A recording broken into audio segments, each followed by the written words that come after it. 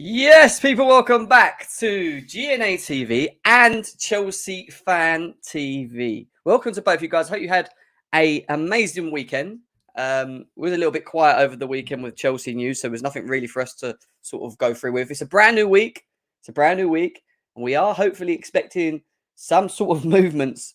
God, pray to the Lord, should I say? Some sort of movements in the window from Chelsea now. We've got lots to go through with Sterling, Ziyech, Cristiano Ronaldo, Neymar, Ligt, a couple of break-ins that have just recently come out as well. We're also going to talk about Thomas Tuchel as well. There's so much to discuss, guys, but make sure that you smash the like button. We have got Con here as well, who will be introducing into the show soon as well. But make sure you smash the likes and subscribe to both GNA TV and Chelsea Fan TV. Before we move forward, let's cue that intro.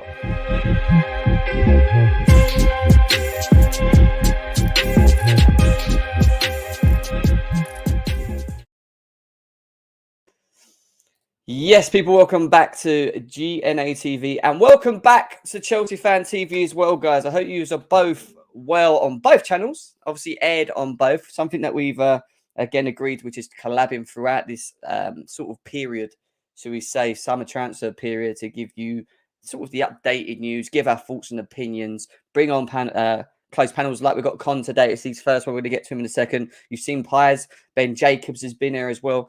Ben Jacobs is back on the channel on Thursday as well, guys. So make sure you're here for Thursday, 1 o'clock. Thursday, 1 o'clock with me and Ben Jacobs to go through all of the stuff. Sorry, I just got a random text. But anyway, let's get into it because we do have not a new guest to GNA TV, but to the Chelsea Fan TV side. Maybe on your side, it's probably new. I don't know whether Con's been over there or not. He'll be able to explain now. But Con CFC is with us in the house. Con, how are you, brother? How are you? I'm very good. Thanks for having me on again. And yes, my first time on Chelsea Fan TV. Big up Jem for getting that collab. Very much deserved. He's great at what he does, and it's always a pleasure to be talking to you, bro. Appreciate it, bro. Appreciate that. And it's always a pleasure to have you on stream with me as well. See, the thing with me and Con is we've always sort of, I'd say 99.9% of the time, seen eye to eye with things, especially when it comes to Chelsea topics and debates and stuff like that. So it becomes a quite nice show, easy show to go through things with Con. I'm just not going to lie, it's very nice.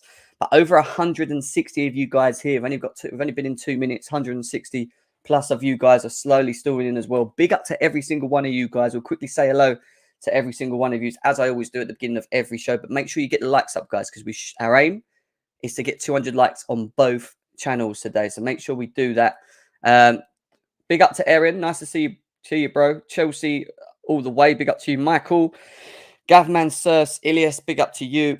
Khalid, big up to you. Dyke, big up to you. Who else have we got here? Curtis, Pola, NS Sports TV. I hope you are well. Yeah, it feels like Monitor FC. There's a lot of other words we could use for Chelsea right now. Big up to Texas Blue 24 as well. Nice to see you in the house. CFC Ali. Yep, we've got to go through them recent Simon Phillips comments. Trust me, I've already got them up to date. Con's actually doing quite a good job here. He's keeping me up to speed with things. If anything breaks, I'm sure we'll be able to share it with you guys. Matthew, big up to you. Andreas, bro, nice to see you back in the house. Big up everyone from Latvia. Frustrated to see we still didn't sign any of our targets. Hope Sterling's incoming in the next 2 days. Well, we have news on Sterling. We're going to be talking about him very, very soon as well. Jose, brother, nice to see you, man. Nice to see you. Grey Stinner, it's nice to see you. M3, Daniel Crane, my boy Weezy in the house. Nice to see you, my man, as well. Dominic Carney, big up to you. Says big up to both of us. Talk Blue says big up to Con CFC. Nice to have you here. It definitely is. Varna, Baba, Vivzi, Declared, Johnny Walker, Daniel Crane, Boogeyman. I mean, we could be here all day. There's so many different people here, but over 200 of you guys here. Big up to every single one of you. And we're going to start with something which I actually got sent on Twitter by one of my boys. Actually, I thought it was quite funny. Todd Boehly has Twitter. Yes, he has Twitter. I'll repeat myself. Todd Boehly, the Chelsea owner, the Chelsea main face, so we say the main face of the new ownership, has got Twitter. So if you guys haven't followed him, please go and follow him now.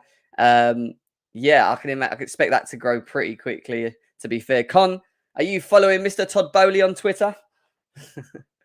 When you told me, yeah, I thought I'd drop him a follow. Old owner, he's got twitter.com. He hasn't used it for a long while, but maybe one day he might just come on. It might be on his old phone. He might find it down the back of the couch or something. Just a spare iPhone that's been used once. He might log into his Twitter and see us talking about Chelsea news. So you never know. It's worth the follow. You never know, mate. You never know, mate. One day he might even jump into space, one of Con's spaces. Could you imagine it? Todd Bowley and Con CFC on Con Space. That'd be sick, man. That'd be sick. Mate, he'd be DMing me saying, I ain't got a chance to speak. Everyone keeps speaking over me. Can you imagine certain individuals coming on there as well? We're trying to tell him, like, no, we need this. We need that. We need this. Why are you keeping him? He needs to go. We need to get him in. Could you imagine, bro? It'd be too funny. Hey, Jim, ex-Con CFC, 2 Chelsea Goats, big up. Big up to the owner of Chelsea Fan TV, who's in the chat as well. Big up to you, man. Nice to see you in here. Check that score, guy, Jim. Don't worry, bro. I've got it. Don't worry. I've got it. Jim feet Tom, question marks. Can you imagine? Jim feet Todd Bowley on Chelsea Fan TV and GNA TV. Can you imagine that? He commented under a Spurs post out of all posts to comment under. Yeah, but I swear it was like when I read, someone sent me it as well. I swear it was like he was pretty much taking the piss out of him, which was a first good move from Todd Bowley. Like, I like that. Sam, nice to see you. I'd be further down the line for the Ligt to reach Rudiger's form. I'd be further down the line. It'd be further down the line for. Oh, right. It would be further down. So yeah, that makes sense. So you feel that it might take a bit of time for him to get in. Have they really? Oh, I need to get these up. See what I mean? Go live and all these little things start coming out. I love it. Con's just shared with me something else that I have to bring up. Like this the amount of little news coming out right now, bro. It's like I'm just trying to keep up. I don't want to like spam your DMs with stuff, but everything's no, it's fine. It's fine. I'm glad you have, because now I can. Where is it, Con? Is it actually? Have you sent me it? Oh, you have shared it. Yeah. Chelsea are attacking 20 years or no. All right, okay. More news. Rafinha news now, guys, which we wasn't planned to go through as well. So we'll throw in Rafinha into that mix as well. We've got loads to go through. Where's that comment from Simon Phillips that you just said as well? About Oliesi. It was the score tweeted it, so it's from his article. I'll send it to you on DM. Send it a DM. All right, we've got a donation already from Chelsea Old Boys. Thank you very much for this donation. He says, our spines have always been our focal point. Check Terry, Makaleli, Essien, Lampard, Drogba. We are switching to a 4 at the back. What would be your spine, old/new? I get what you're saying. I think you make a lot of sense in what you're saying. I think when you think about the old Chelsea, that was the spine. You could probably throw, your phone check in there as well. Check Terry. I'd even throw Carvalho in there to a degree as well. Potentially we will switch to the back 4. And obviously we're going to be going through Tuchel's comments from Simon Phillips in regards to a potential switch in formation.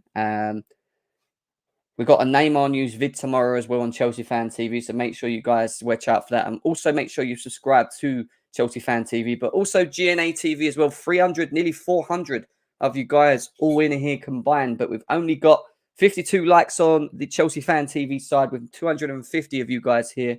GNA TV side, we've got 40 likes, 150 of you here. So let's get them likes up and let's move on. But go and follow Todd Bowley if you haven't already, guys. Let's get into it thick and fast because there's so much going on. And we're going to start with news in and around, when I find it, because I've got so many tabs open. This is the problem. Oh, where are we going, Jim? Where are we going? Here we go. We're going to start with the news in and around Hakim Ziyech, because obviously Mouseball have said that Chelsea expect to agree a deal with AC Milan for winger Hakim Ziyech, but Christian Pulisic is in no rush to leave after being discussed as a make-weight in the bid for Juventus defender Matthijs de Ligt. And we're going to be talking about de Ligt a little bit more later in the show today. But yeah, there's a lot of the sort of the Ligt news heating up as we speak at the moment. Sorry if I go quiet here and there. It's just because I'm reading tweets and stuff. But in terms of Hakim Ziyech, it looks like he will be leaving. Some people were trying to find out how much, what for. Well, Simon Phillips has given us a sort of an insight roughly of where he thinks and how much he thinks he will leave the football club. Hakim Ziyech to AC Milan. The offer to Chelsea is reportedly €5 million for a year loan with a 20 million obligation to buy next summer. Chelsea are pushing for €25 million obligation. When you work that out in sterling, that is pretty much a bargain. And when Chelsea bought in for, was it 32 mil? Might have been a little bit more than that. You know, again, we've kind of made a loss when you look at it. Con, this is news that we kind of knew was going to happen eventually. We know Ziyech's going to leave. It makes it look like he's going to go and follow his best buddy Lukaku over in Italy. But what was your thoughts on the whole fee and the loan fee and the obligation? Considering we got him for, I think it was 34 mil, wasn't it? It's not the worst for sure.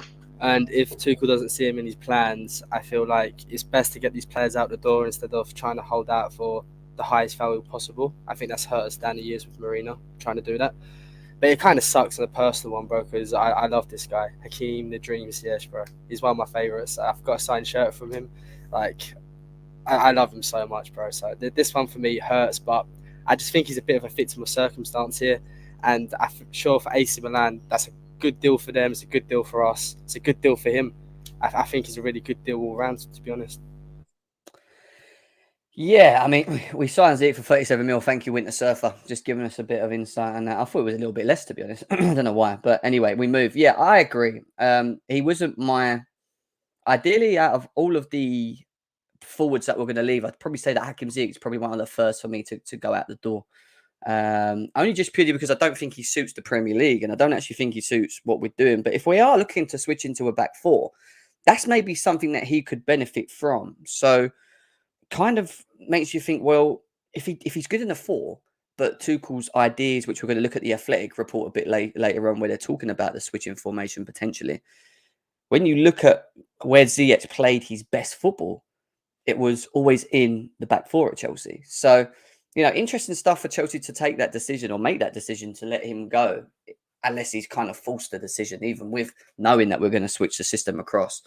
But maybe he just wants to start games, and he knows he ain't getting enough game time at Chelsea as it is as well. So I think it makes sense from both sides. But then again, I keep saying, we let him go.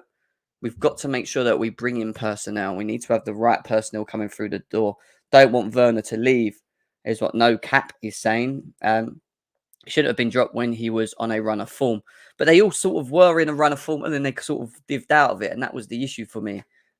Chelsea in advanced talks for Sterling. Yep, we're going to get into that a bit later as well.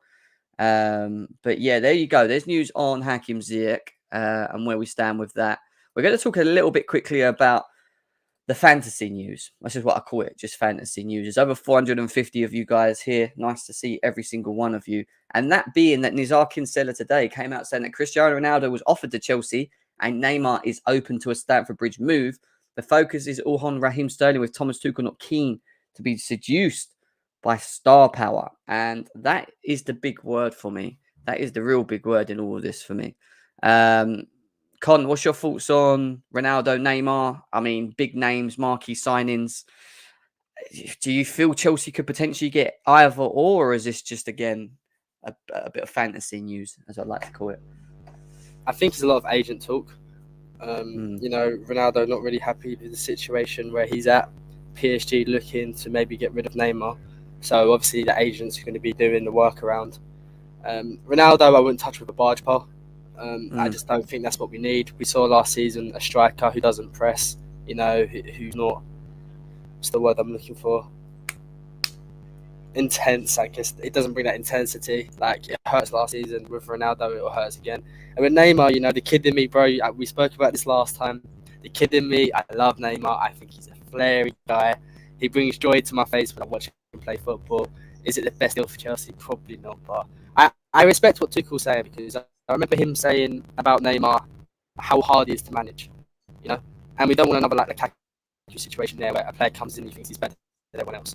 So maybe for the dressing balance, it's a good thing, but Same up, man. So hard to come out and come back in, because you're really crackly and you keep coming and going. I don't know what's going on with your connection. Can you hear me now? No, you've gone all funny. Come out. You might need to come out and come back in. Sometimes it does that.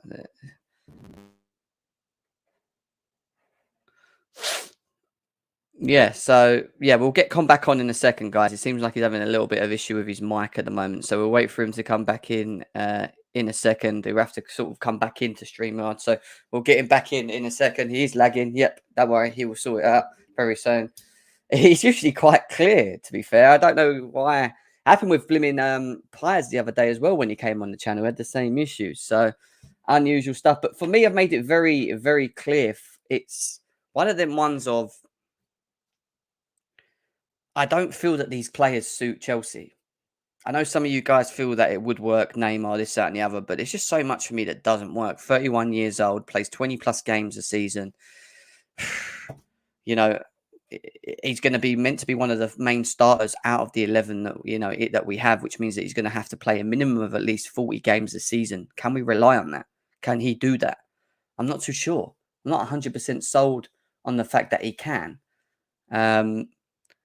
Cristiano Ronaldo, top goals, great goal scorer.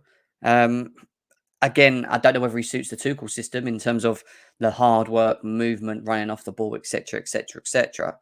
But it's definitely one that we have to keep an eye on as well. Just getting more news coming in from some other stuff as well. Just going to resend Cond the link so that he can come back in.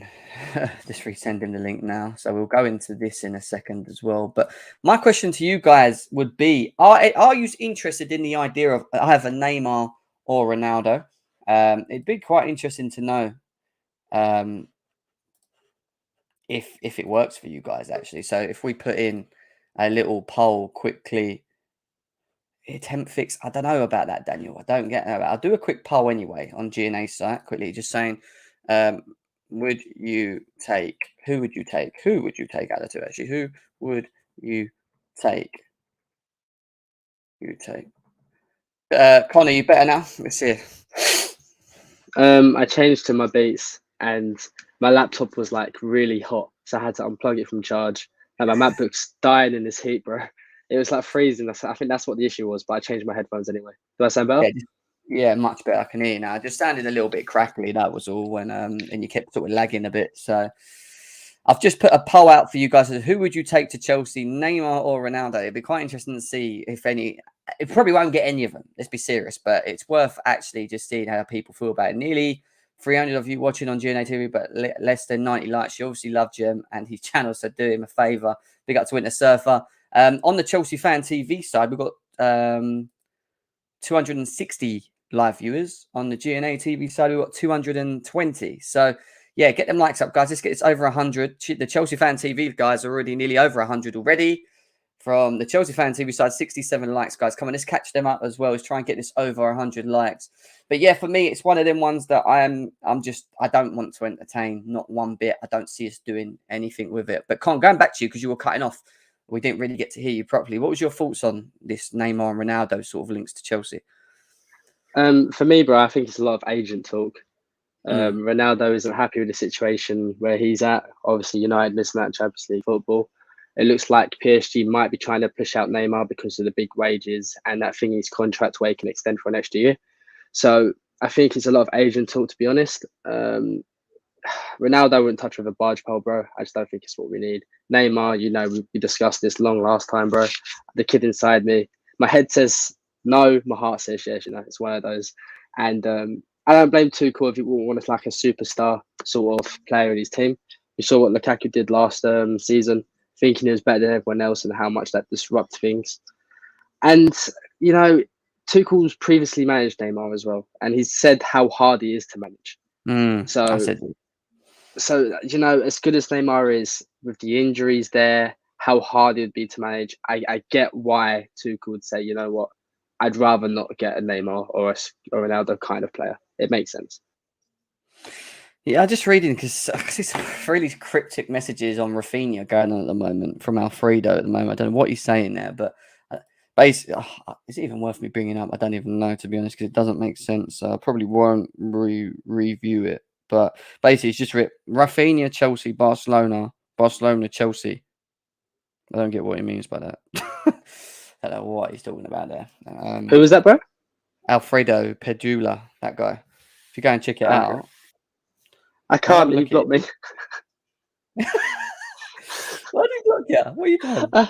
It was years ago, bro. I can't remember what it was. I think he linked us to a player like Kendraver and said the move was close. And I said, "Why are you lying for?" And he blocked me. What are you lying for?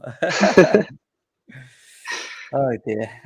Staying on the talks of Ronaldo, it says Ben Jacobs already come out saying that Cristiano Ronaldo has not returned to which we already know. And then it says the club's stance is still not for sale, but they also just want a resolution on way or the other way. Sorry, on way or the other, so that the focus can shift to a new era under Ten Hag. The club don't want Ronaldo to stay, but not as at the expense of him overshadowing their summer. Hence why they still. Oh, sorry, the club do want him to stay. So hence why they still want to listen to offers. So it's one of them ones, a bit like Neymar, I think, where they will allow him to go for the right price. But if he ends up staying because no one comes for him, it's not the end of the world. So that's what I feel with the whole Neymar news as well. I don't feel it's something that is just going to, they're just going to force him out the door and get rid of him. So we have to keep more of a watch out for that. It'll be interesting to see. It's Alfredo is close with Sarri, is what Concierge Climb saying. Neymar jokes a lot with the ball gems. Do you think this could be a tactic Ronaldo is using to force a move? I don't know. I don't really know if he wants. I mean, he's not turned up to train today, but apparently it was for family reasons as well. Big up to Concierge of Crime. Nice seeing you in the house, bro. Appreciate it as always as well. We're going to move on to a little bit more of more breaking news actually, which is to do with Rafinha, because we've got this comment here from RJP Journalism. So basically says that Chelsea are pushing for a definitive yes/no answer from Rafinha in the next 48 hours. It is possible Chelsea only sign one attacker if Vale/Cho impress in pre-season and Brower sticks around. I don't know if I believe that, Con. What are your thoughts? I mean, the 48-hour thing makes sense because I do feel that Todd Bowley wants to speed this up. He wants to know what this guy's doing. And if he doesn't want to be here, pull the blooming contract under his feet and let's just move forward. But in terms of only getting the one attacker, and we already know that we linked Sterling, and then if Vale or Cho impress in pre-season, they'll be given opportunity. What do you think on that comment? I don't believe the second one. I don't think Harvey Fowler's going to be in this squad for next season. He looks still quite raw. I think he'd struggle even if he got a Prem sort of loan. I was thinking more of a Championship loan for Harvey Fowler this summer, so I don't know how much of that I believe. But just reading the Alfredo tweet again, I went on my Prive to see what he said. I think he's saying there, so it said Chelsea, then Barcelona. So like Chelsea, then Barcelona hijacking, and then Barcelona to Chelsea. So I think he's trying to say or imply that the tides are sort of changing again. I think that's what he's trying to imply. Oh, right. Fairs. All right. I've just had some Jules Koundé news that's made me a little bit excited. Oh, my God. There's Koundé news as well, bro. We're getting spoiled today. Yeah, we're getting exploded. Listen, guys, over 500, nearly 600 of you guys there, and we're just getting hit left, right, and centre with break-ins, and we're going to be going through everything here. So make sure you stay tuned, but get this up to 200 likes. Nearly 600 of you here. Big up. Go and check out Con on his Twitter as well, CFC. So, yeah, go and show some love over there. Yeah, I agree, bro. I don't think Vale and Cho are, and that, yeah, Vale and Cho. I don't think they'll stay on. I mean, no, sorry, Cho will stay on. Vale won't. Cho needs to impress for me this transfer window, but I'm just not sure how he's going to do in pre-season. To be honest, I was in one of them positions where I was like, do you know what? How many chances do we have to keep giving this guy? 4 goals in 75 appearances plus in the Premier League from Callum Hudson-Odoi is just not good enough. But at the same time, he has been out most of this season. Is he going to be given a chance? Yes. Chelsea doesn't seem to want to loan this guy out whatsoever. So at the end of the day, have him as backup. Ziyech's going to leave. We might lose Werner and Pulisic. We're going to need people there, but he needs to step up. And ultimately, we need to see a better Cho going into next season. So let's see what happens with that. Rafinha, I guess I'm still not sure on, to be honest. It is up in the air. It does look more likely that Barcelona are going to take him on as well. Grimy, I'm getting DMs left, right, and centre. What is going on here? Just a quick one on this article, bro. So someone tagged me under this Rafinha one, and Yeah. our RJP journalism. He's a guy who actually knew about the Rafinha bid from Chelsea before David Ornstein, so he does have some sort of credibility. And he said Tuchel wants two forwards on the assumption that three are leaving. So far, Lukaku has gone, and Ziyech is the next closest to go. If Werner, Broha, Cho, or Pulisic go, it changes the picture again. Interesting stuff. And to add to that, because Piers has just literally commented a second ago on Rafinha from Liam Towney as well. I don't know what's going on at the moment. It's coming out left, right, and centre. Is this what you were talking about? This? Was it Rafinha's pursuit stemmed from Tuchel's desire to have an aggressive winger. There's even a possibility of a 4-4-2, which Tuchel deployed Sterling more centrally should Bowley close out a deal for him. Is what we've got here as well. So, well, it would make more sense as to why he's bringing him in. But the 4-4-2, you'd use him as an out-and-out winger. Would we benefit from playing a 4-4-2? I don't get who would be your two up front. Would it be like a Havertz and a Sterling? From what he's saying, Rafinha pursued stem from Tuchel's desire to have an aggressive winger. There's even a possibility of a 4-4-2 with Tuchel deploying Sterling more centrally. I don't think we do a 4-2-2. We have two strikers up front. I think we could see like a 4-3-3 or a 4-5-1 potentially with Rafinha further out on the wing. But it'd make more sense as to why Chelsea want Rafinha because of his versatility. And we know how versatile he is, not only playing from the forward line, but also being the option to play as a wing back. I know a lot of people don't want to see him as a wing back, but it does give Chelsea options moving forward. It gives Tuchel options, and that's the main thing, finding versatile players that allow us to adapt to different systems. So, yeah, interesting stuff. Fabrizio Romano's actually come out with something on Koundé, which we're going to talk about in a bit. I keep getting DMs, man. What is going on? My phone's blowing up. My computer's blowing up, bruv. Well, that's obvious. The other one that I've got from Chelsea HQ on Rafinha, just staying on it, says Barcelona and Rafinha's representatives are trying to make Chelsea angry by delaying making a decision to force the Blues to give up on the player. Feels like that a little bit, doesn't it? It feels like that Rafinha is willing to just wait for Barcelona, and by doing that, they're probably waiting for Chelsea to pull the plug, aren't they? By looks of it. See, the thing is here, I think I don't think Leeds are going to wait around all summer. And I think that's what Barca got to be very careful of, because Leeds can easily turn around and say, you know what, we're keeping him for another year now because we've had enough. You're not giving us enough time to get a replacement. Leeds won't wait around all summer for a deal that's going to be paid mostly in installments anyway. This broke club, bro, will give me a headache. Broke Kelowna, bro. Like, these guys can't afford anything. Like, me and you, Jim, are more financially stable than Barcelona. Yet they think they can sign players for 60 million. Like, this club's doing my head in, and that's what they're trying to do. They're trying to make us pull out so then they can get him cheaper because they can't match our bid. And because that bid's legally binding, they have to match that bid. Leeds can't accept a lower offer.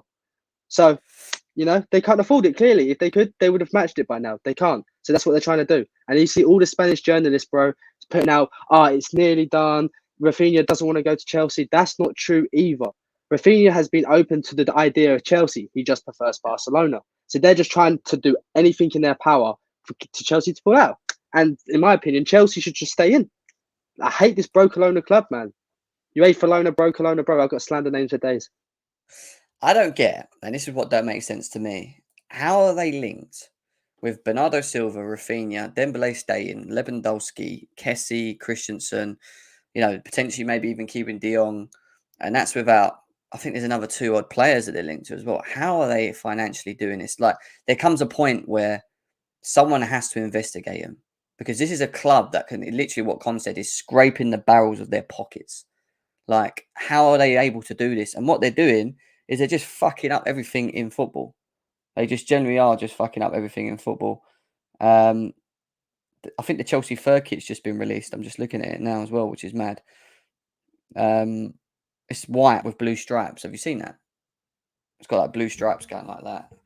And the side no, I haven't. Oh, there we go. I'll just bring it up now where we're at before we move on to some news so people can see.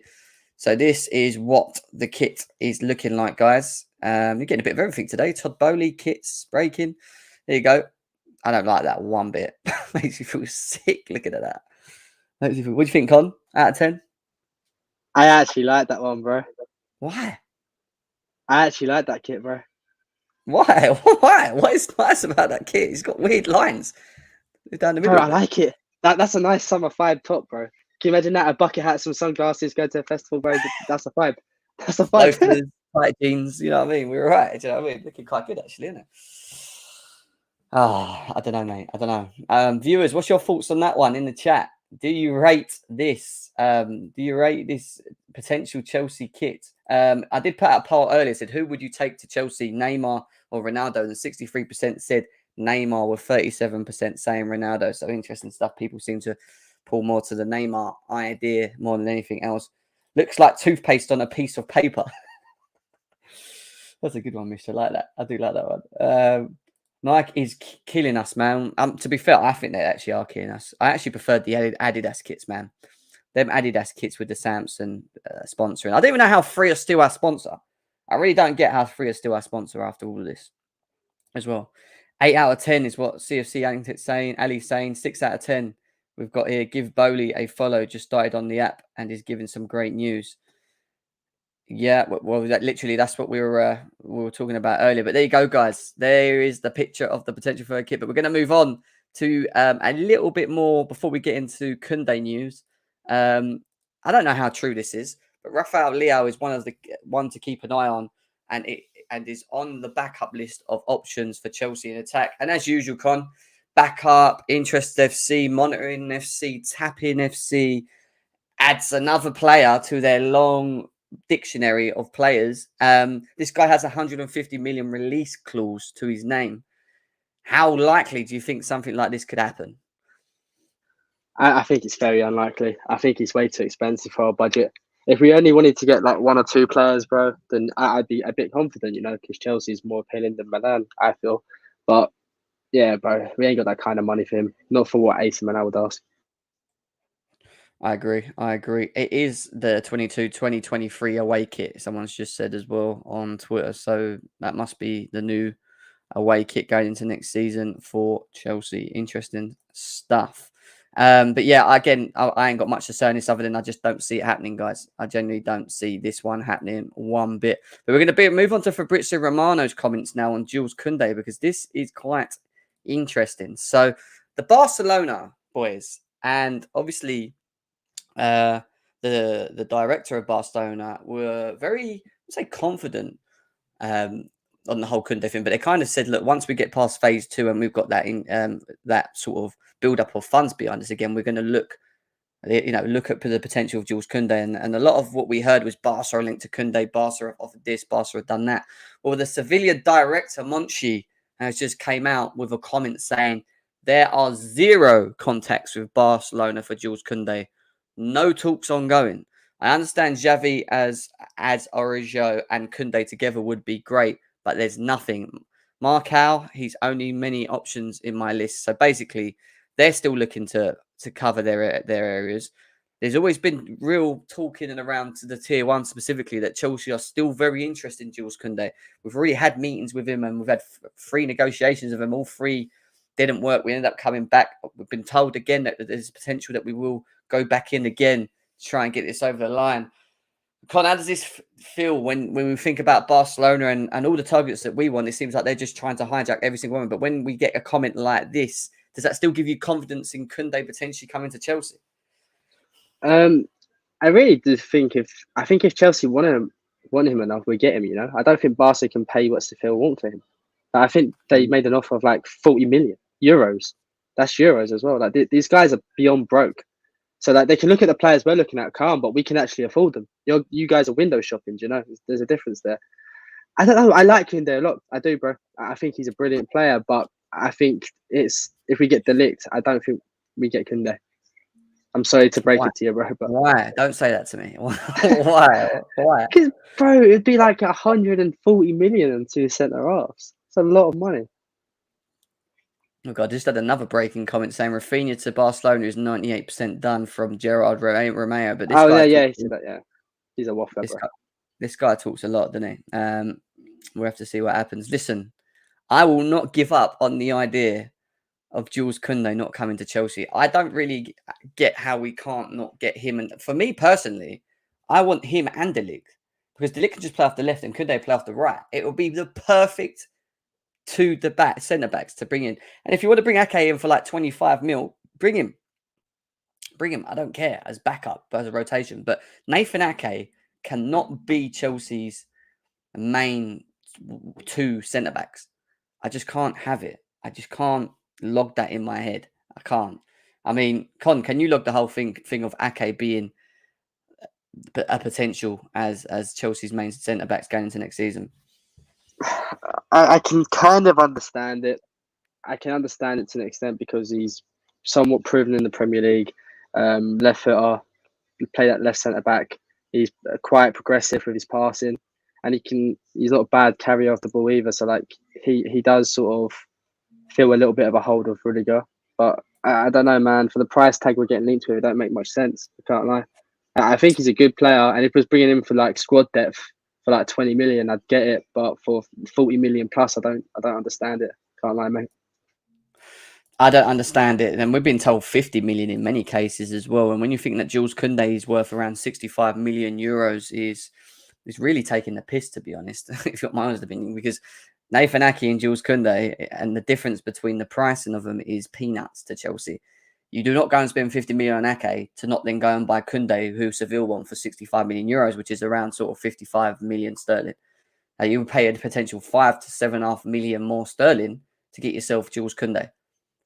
I don't like it. There's no logic behind not getting him, is what I am saying. Unless Tuchel doesn't rate him. Yeah, unless Tuchel generally just does not rate him as a player. But there we go. So Barcelona at the moment, as it speaks, have not had any contacts with Jules Koundé.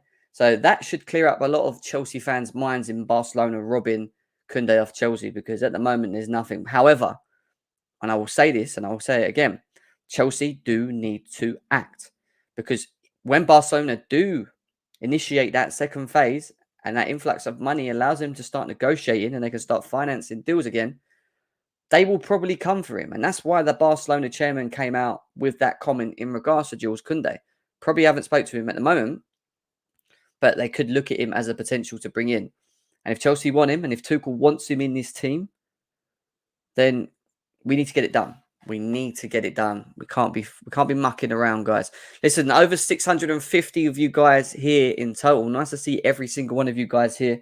On the Chelsea Fan TV side, we've got 386 people in the house, 154 likes. Let's get this over 200 likes, guys. On the GNA TV side, we've got 250 there with 96 likes. Let's get this over, guys, 100 likes as we speak now. I'm sure we can do that. I'm sure not every single one of you guys have hit that. So do that and go follow Con as well. We're going to start talking about Ligt, who is the next person to get into as well. Well, that's potentially what he will be used as, I think, personally. Ake, Ligt and Koundé will be great. I think we could still get 3 centre-backs. I know a lot of people feel that may not happen, but I've been saying for a very long time that I feel that we could potentially get 3 centre-backs. But talking about centre-backs, we've had this quick little short comment from Alfredo Padula that says that Ligt to Chelsea conference call, and that's what he just says. So conference call soon. So that could be today, that could be later today. Maybe we hear more news at a later stage on Ligt. But we're going to go to Ben Jacobs' comments now on Ligt as well, which is right here. And he basically says that Chelsea are making progress on Ligt. Juve prefer straight cash deal. They remain interested in Jorginho, but he's not currently a part of any bid being prepared. Chelsea are pushing on Ligt after Juve softened a bit on price. Clubs are still apart on all price, so add-ons are key. And he goes on to say, told Chelsea are hoping to pay 60 to 65 million sterling. Juventus are trying to push for 70, and other interest and there is the same. May mean that they hold out for 75, but that's still progress from when talks first started and the fear on price was 80 plus. Ligt very open to the move, and that is true, because originally when we were linked to Ligt, we was being told around 80 to 85 million sterling, just over 100 million euros. Obviously, he's kind of made it clear to them that he's looking to move on, And now we've got this agreement where they want around 70 odd million. Chelsea trying to get him for around 65, but maybe add-ons is key, which was mentioned here. Con, how excited are you on the Ligt to Chelsea? And is this one that you are feeling more confident on as the days go ahead?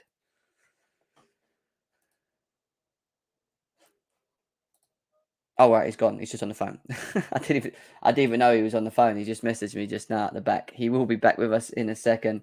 Get the deal done on the conference call is what Sebas is saying. 66.5 million is fair. De Ligt can play as a wing back, isn't he? Yes.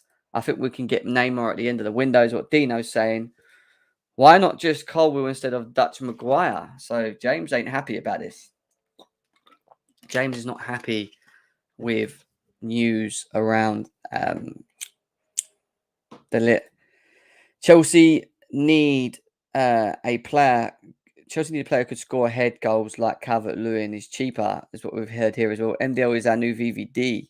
It's got interesting to see journals giving some info about straight cash preference, but links to different players. And originally it was linked to different players, and that obviously changed at a later stage. So for me, I think the Juventus will want the cash. End of. And until we give them the cash, I feel any player going to them won't be a part of this deal. I think it will have to be a certain amount of cash with add-ons. And this is where Chelsea have to maybe increase the add-ons to get the man that they want. So it's going to be interesting to see what happens with that as well. I'm just quickly keep making sure that I keep myself up to speed on any more De Ligt news. We've still got Sterling. We've got Oli AC news. We've got Dembele. We've got a little bit on Thomas Tuchel to talk about as well.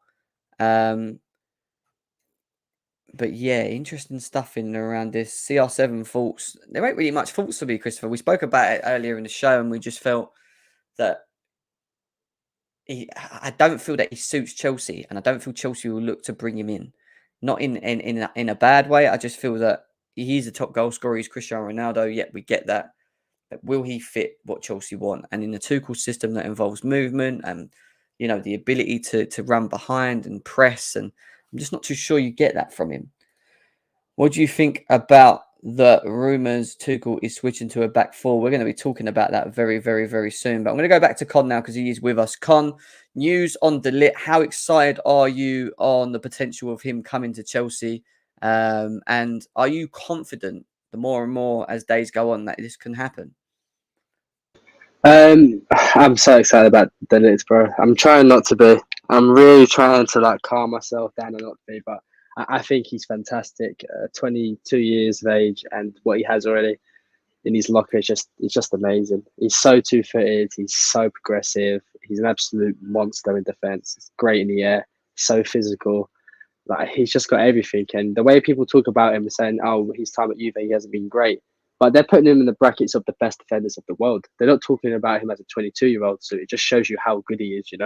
If people have to talk about you amongst the best instead of people around your age group, it just shows you on another level. And under Thomas Tuchel, oh my gosh, bro, it'd be so good.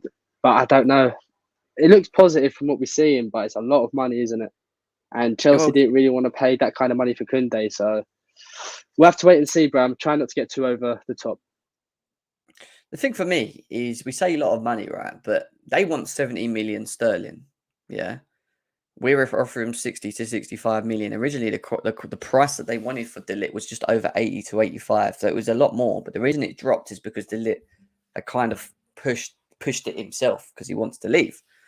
But if you can get him for 65 with some decent add-ons, or even 60 with some decent add-ons, and get Jules Koundé for 50 odd mil or 55 mil, if we can, I would do that.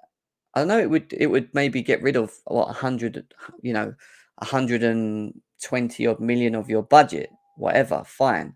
But you've got yourself two top centre backs that will, in the long run, will only get better under a manager like Tuchel. We know how good his man management skills are. We know the type of manager he is. And De Ligt is key in terms of other things. When you look at his leadership skills, experience at the age of only 22 years old, he has played in all of the biggest competitions. He plays next to Van Dijk at Holland. He has played with top players, and yeah, he might not have had a great time at Juventus, but we already know that Juventus are having a bit of turmoil themselves anyway. So, I just don't find it respectful when people were sitting there saying that he's like the Dutch Maguire. He's a Dutch fridge. He's not good enough. He's slow. He can't do this. He can't do that, So we did speak on Rafinha already, Swella. We've already gone through that on the show, mate.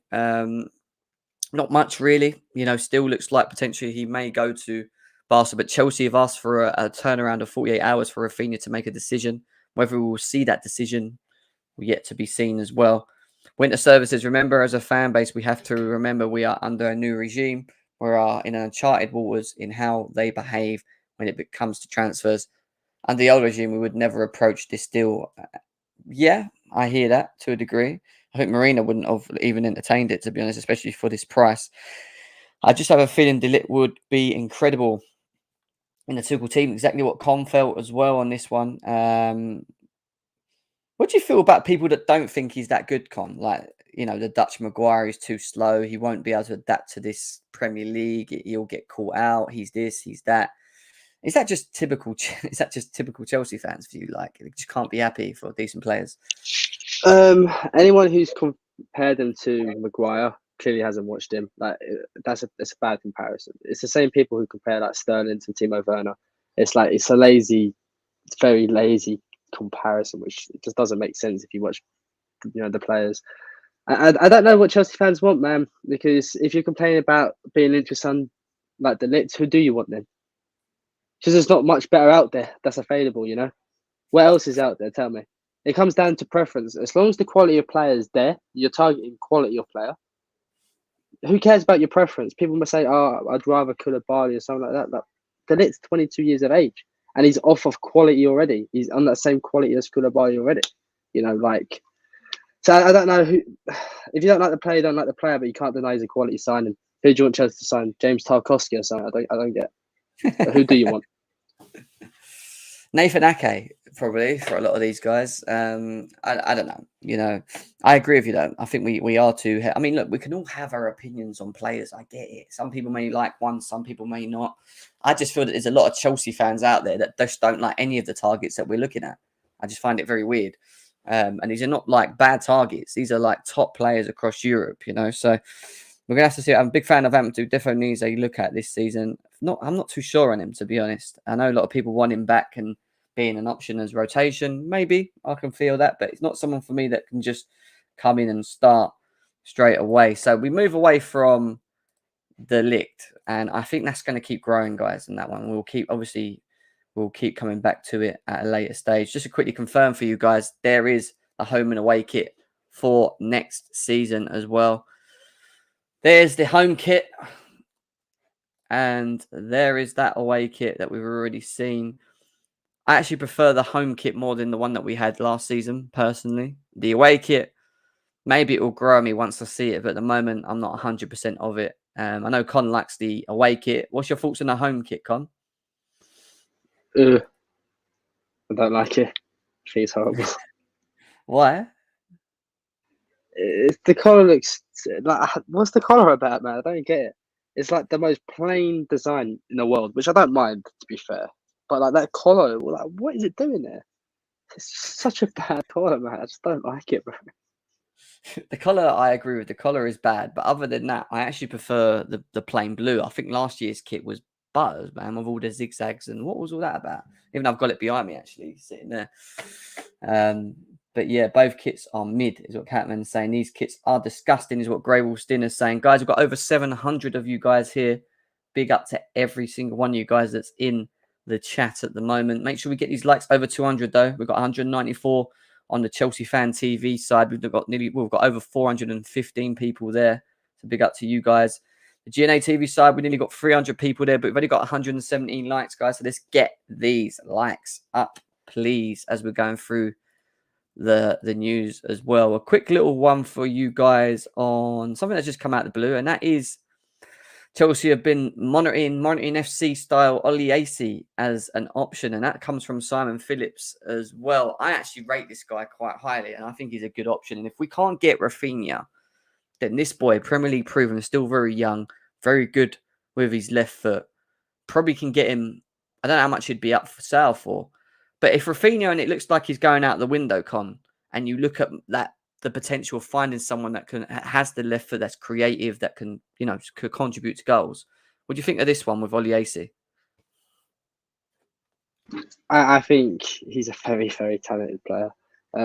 Before the end of the season, I was like, if we go and bring back a former academy player, bring back this guy. I don't know how you pronounce it. Is it Elise? I'm not sure. It's one of those. Oliesi, I think I'll probably say it. Yeah. Elise. But like, if you talk about creativity from the right, he brings that. If you look at the creative metrics from this guy, they're up there. For his age, it's crazy. He's going to be a creative machine. Buying him this window might be a bit premature, but I think he has a release clause next summer of 35 million or something around that. He will be at a big club because he's talented. We're not just talking about like a talented winger. We're talking about a very, very talented winger. He's really, really good. That creative aspect that we want, he could fill that gap. It's just whether you think he'll be ready to make that step up in his career. I don't know. For me, I'm not sure, but I wouldn't mind taking a gamble if we had to. I think he's a good player. I think there's a lot of talent. I agree with you. The price has to be right for him. You can't be going spending too much money on him. But I think he's a good player, and he's got the ability to take on players. His left foot is very, very, very good. Actually, very good. Seems to find his targets most times. It's an option. Whether we get it done this season, I'm not too sure. Again, it's probably added to the long list of players that Chelsea are looking at. Correct me if I'm wrong, but Oliesi left Chelsea because of attitude issues. If he's grown out of it, then he did leave Chelsea. That is true. Whether it was for attitude issues, I'm not 100% sure on as well. If I was advising Oliesi, I would tell him to need to stay at Palace. I'd give him another season. Yeah. And just another little selling point: his brother is at Chelsea's academy too. Is he really? Didn't even know that. Yeah. That might steer him to potentially come back to the club then, or maybe he always wants to come play for Chelsea. It's one of them ones where when they leave and then they've always had Chelsea in the back of their minds, and then Chelsea actually want you now, and it's like, yeah, okay, no problem. Like not the Rafinha crap. Do you know what I mean? Like they just want to play for the club, and if he wants to play for Chelsea and he's already been at Chelsea before, then why not, guys? Why not? Couple comments on Twitter saying scary hours and a picture of Ligt. So that tells me that something could happen later today. Who knows? We have to wait and see on that one. So interesting stuff. A little bit of news on Raheem Sterling. As it stands, we are still looking quite comfortable with getting him. And it seems to be advancing, is what we're hearing. Chelsea and Man City are in advanced talks for Sterling. Advanced must mean that we're laying down the bid, or the bid to be accepted. And then it's just talking about add-ons and getting him over for a medical, etc., etc. But he's a player that I expect Chelsea to get done very soon. No interest from any other club. Probably why it's taking a lot longer, because Chelsea are maybe looking at other avenues and areas and just know that Sterling's coming. We obviously know that he spoke to Tuchel. Personal terms are no issue. It was just getting Man City to accept the offer that we put forward, maybe with add-ons as well. Sterling, it looks like it's going to happen. I still feel like it will, but is this one that does he excite you as a Chelsea fan to have Sterling at Chelsea? I ain't gonna lie, I'm not mad excited about it. Like, he's not a name that gets me off my seat, but I think it's a really good signing and a really sensible signing. So that excites me, I guess, of actually making good signings based on what the team needs and the profiles this team needs. But the player himself, he's got some like 1v1 ability. He can do some exciting things on the pitch, He's very positive. I think it's a very, very smart signing. Not the most exciting in the world, but it's smart. And we need to start going for smart over exciting, Yeah, I agree. I think we need to be smart. And when you talk about Sterling and the player he is, we've had conversations about this a number of times already. Some people might not be keen on him. I'm not overly keen on him, to be honest. But when you look at his outputs, when you look at his versatility, when you look at the type of profile of player he is, and our system specifically, I think he suits it. I think I think we could see a very good Sterling under Tuchel, and one that Tuchel can get firing and puts his arm around him and gets him playing, we could benefit from, because he will score them goals when we need someone to score. and, and win the game. And something we struggle with our forward line is having a player that can just turn up in the moment where you need him to. And I think he could potentially be that. I really do. He will miss his fair share of chances, and we know he has done in the past. But, there's no doubt that he brings a lot of experience. He knows how to win. I'm surprised Man City still let him go, to be honest, when you look at how much he's done for him over there and how important he is with goal assists over 30 for the last 3 or 4 seasons he's had as well. So, big player, a player that I expect to make his way to Chelsea surely as well. So we'll see what happens more at a later stage in regards to him as well. Just to finish off with that as well, we've got this comment from Ben Jacobs as well on here saying a full agreement between Chelsea and Man City for Raheem Sterling is very close and is expected to be finalised earlier this week. So keep an eye out on that one. I see a comment here saying we'll probably end up not signing any player. And Ben Jacobs said, bet you £1,000 Chelsea sign at least one player before the window shuts. We need more than one. Ben. Ben will be with us on Thursday, guys, at 1 p.m. to go through all of the news as well. Hopefully, we'll have some more clarifications on the Lichts and Sterlings and potential signings coming through the door. We can start talking about contract lengths and how much and how they fit the systems and things like that, which we'll definitely be talking on at some point as well. So, yeah. Let's see what happens from there. But we want to move quickly on to this, which is Dembele, because Dembele news as of what we stand from Graham Bailey is that Chelsea remain hopeful they can still persuade Dembele to move to West London, but he remains locked in talks with Barca over a new deal. Well, he says locks over a new deal, but we already know that they've already offered him something a lot less than what they originally offered him. Chelsea said that they would make contact with Dembele once his contract expires. Con, is Dembele gone? Is the Dembele thing gone for you, or do you still feel that there might be a little bit of hope in getting this player, especially with Rafinha being so heavily linked to Barcelona as well? What's your thoughts on Dembele? With Dembele, I think he's a brilliant talent. I think he's a fantastic footballer when he's fit. I think the only question mark people will have over him is his fitness issues. If he can stay fit, I'm pretty sure if he's at Chelsea, he'll do a massive job for us. But will he be fit? I don't know. And will he come to Chelsea? I doubt it. I think he's going to stay at Barca because I don't know if they're going to get Rafinha. So I don't know if they can afford it. So they need to keep him. So I can still see him staying at Barcelona. And from what I've seen, Chelsea haven't really been too keen. We haven't really seen that many credible people talk about that we're desperate for him. Look how we went in with intent with Rafinha. Look how much we're going in for Sterling. We just haven't seen that with Dembele. So there's nothing really out there to suggest that he's a serious option for us, 100%. I hear that. I just really think it's interesting to see where we go with this because I do think we need 2 forwards. And Rafinha looks like he may not happen, but then at the same time, like Con said, can Barca really afford it? They've still not put anything forward to Leeds yet. Leeds haven't said anything, even forgetting what all the Barcelona journos are saying, to be honest, because I've not heard any major tier ones even elaborate or comment on that as well. So I don't know. I just feel that it's all still up in the air, for my honest opinion. They want to stay at Barcelona. That's what we've been told. But will Barcelona want to keep them on? And how can they keep them on if they want to bring the likes of people like Bernardo Silva across along with other individuals as well? So we will see what happens at a later stage with Dembele. I'm pretty sure we're going to start getting some answers sooner rather than later, guys. Make sure we're smashing the like buttons, though. 275 of you on GNA TV, nearly 300 of you guys there. Big up to you. Only 130 likes. Let's get this over 150. Yeah, let's try and close the gap to 200. Chelsea Fan TV, you're on nearly 400 people. 228 likes as well. Big up to you guys over there as well. We're going to talk a little bit about Thomas Tuchel next. Thomas Tuchel and the comments from Lynn Towney on Tuchel. It basically says that Thomas Tuchel was using data from an analytics company he was worked with since he was in his Dortmund days to inform his transfer recommendations for this summer.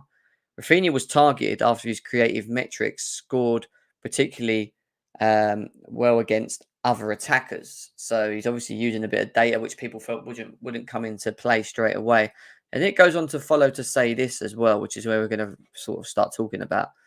According to The Athletic, there are strong indications that Thomas Tuchel is looking for a new signing that will ease the transition to a different system, and more specifically, that he wants to play a back four. Now, one thing that we do a lot, Con, and you probably know a lot because you do spaces most days as well, is that Chelsea fans are forever talking about what Thomas Tuchel's going to do, like as if we know what he's going to do. And we've got this comment now saying that he's using data, he's trying to find players with good stats against certain individuals or certain teams, and blah blah blah blah.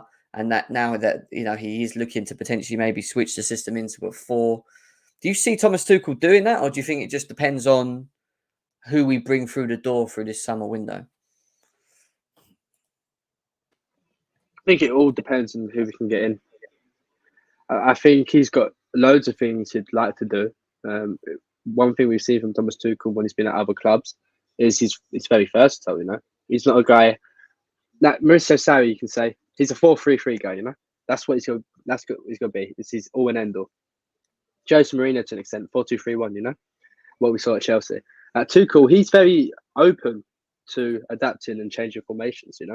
But I think it's more to do with the personnel he has and what's the best fit for this current squad, isn't it? So if we can get the players that suggest what Simon's saying there, then sure, I think he'll go to a 4-back. But I think it really does depend on who we get this window.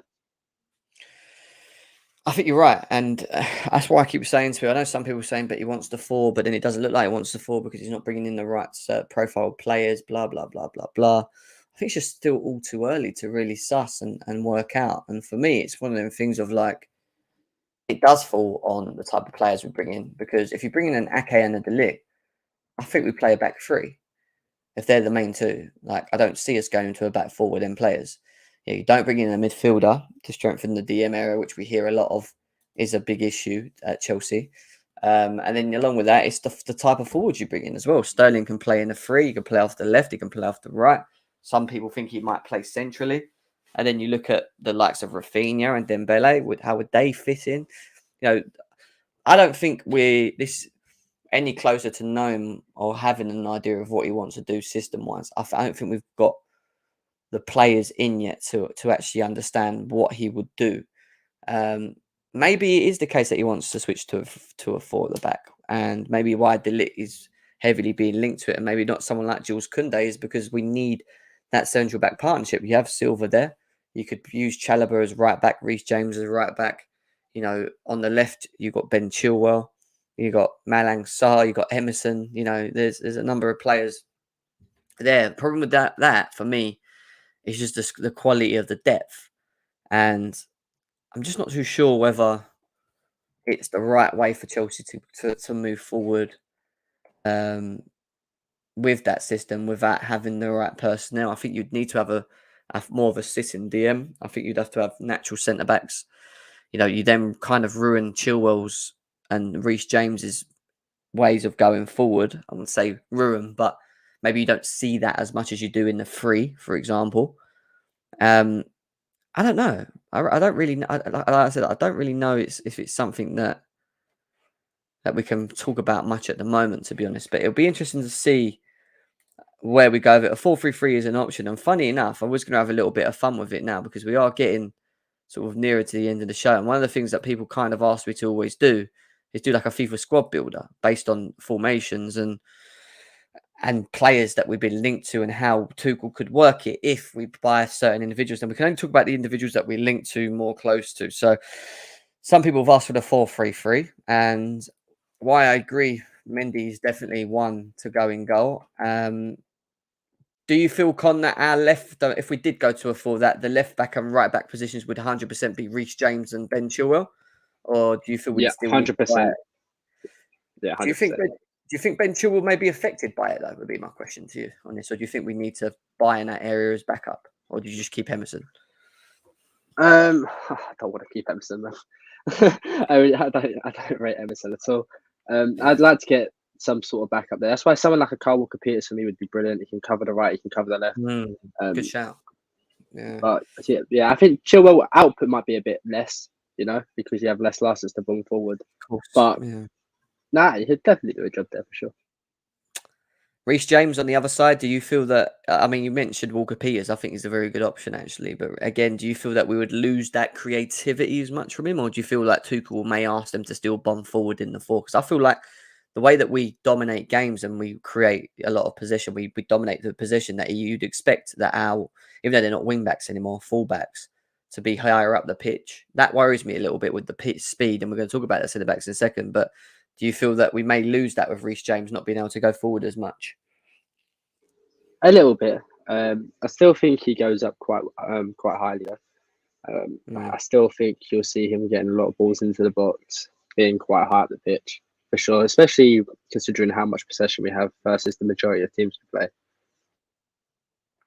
Yeah, I agree. And when we talk about the centre back pairing, I'm going to throw Ligt in there because obviously he's someone that we've been heavily linked with and looks like could happen. So obviously you'd play Ligt.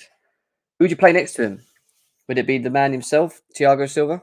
Or, I mean, I don't think we're going to... Who else would we bring in? I'm trying to think. I don't... Because the thing is, we're going to a back four con. I don't feel like we're only buying one centre-back. So buying Ake don't make sense to me. Buying Koundé, he could play centre-back, but he's also played right-back. He gives you a bit more versatility. So who would you play next to Ligt? Especially after Thiago Silva's gone, which is the other thing as well. For me, it's Thiago Silva, bro. Obviously, I'd want him rotated a bit, protect him a little bit, but starting Thiago Silva, Rolls Royce. That is a naughty back four, isn't it? that is a really naughty back. It is, isn't it?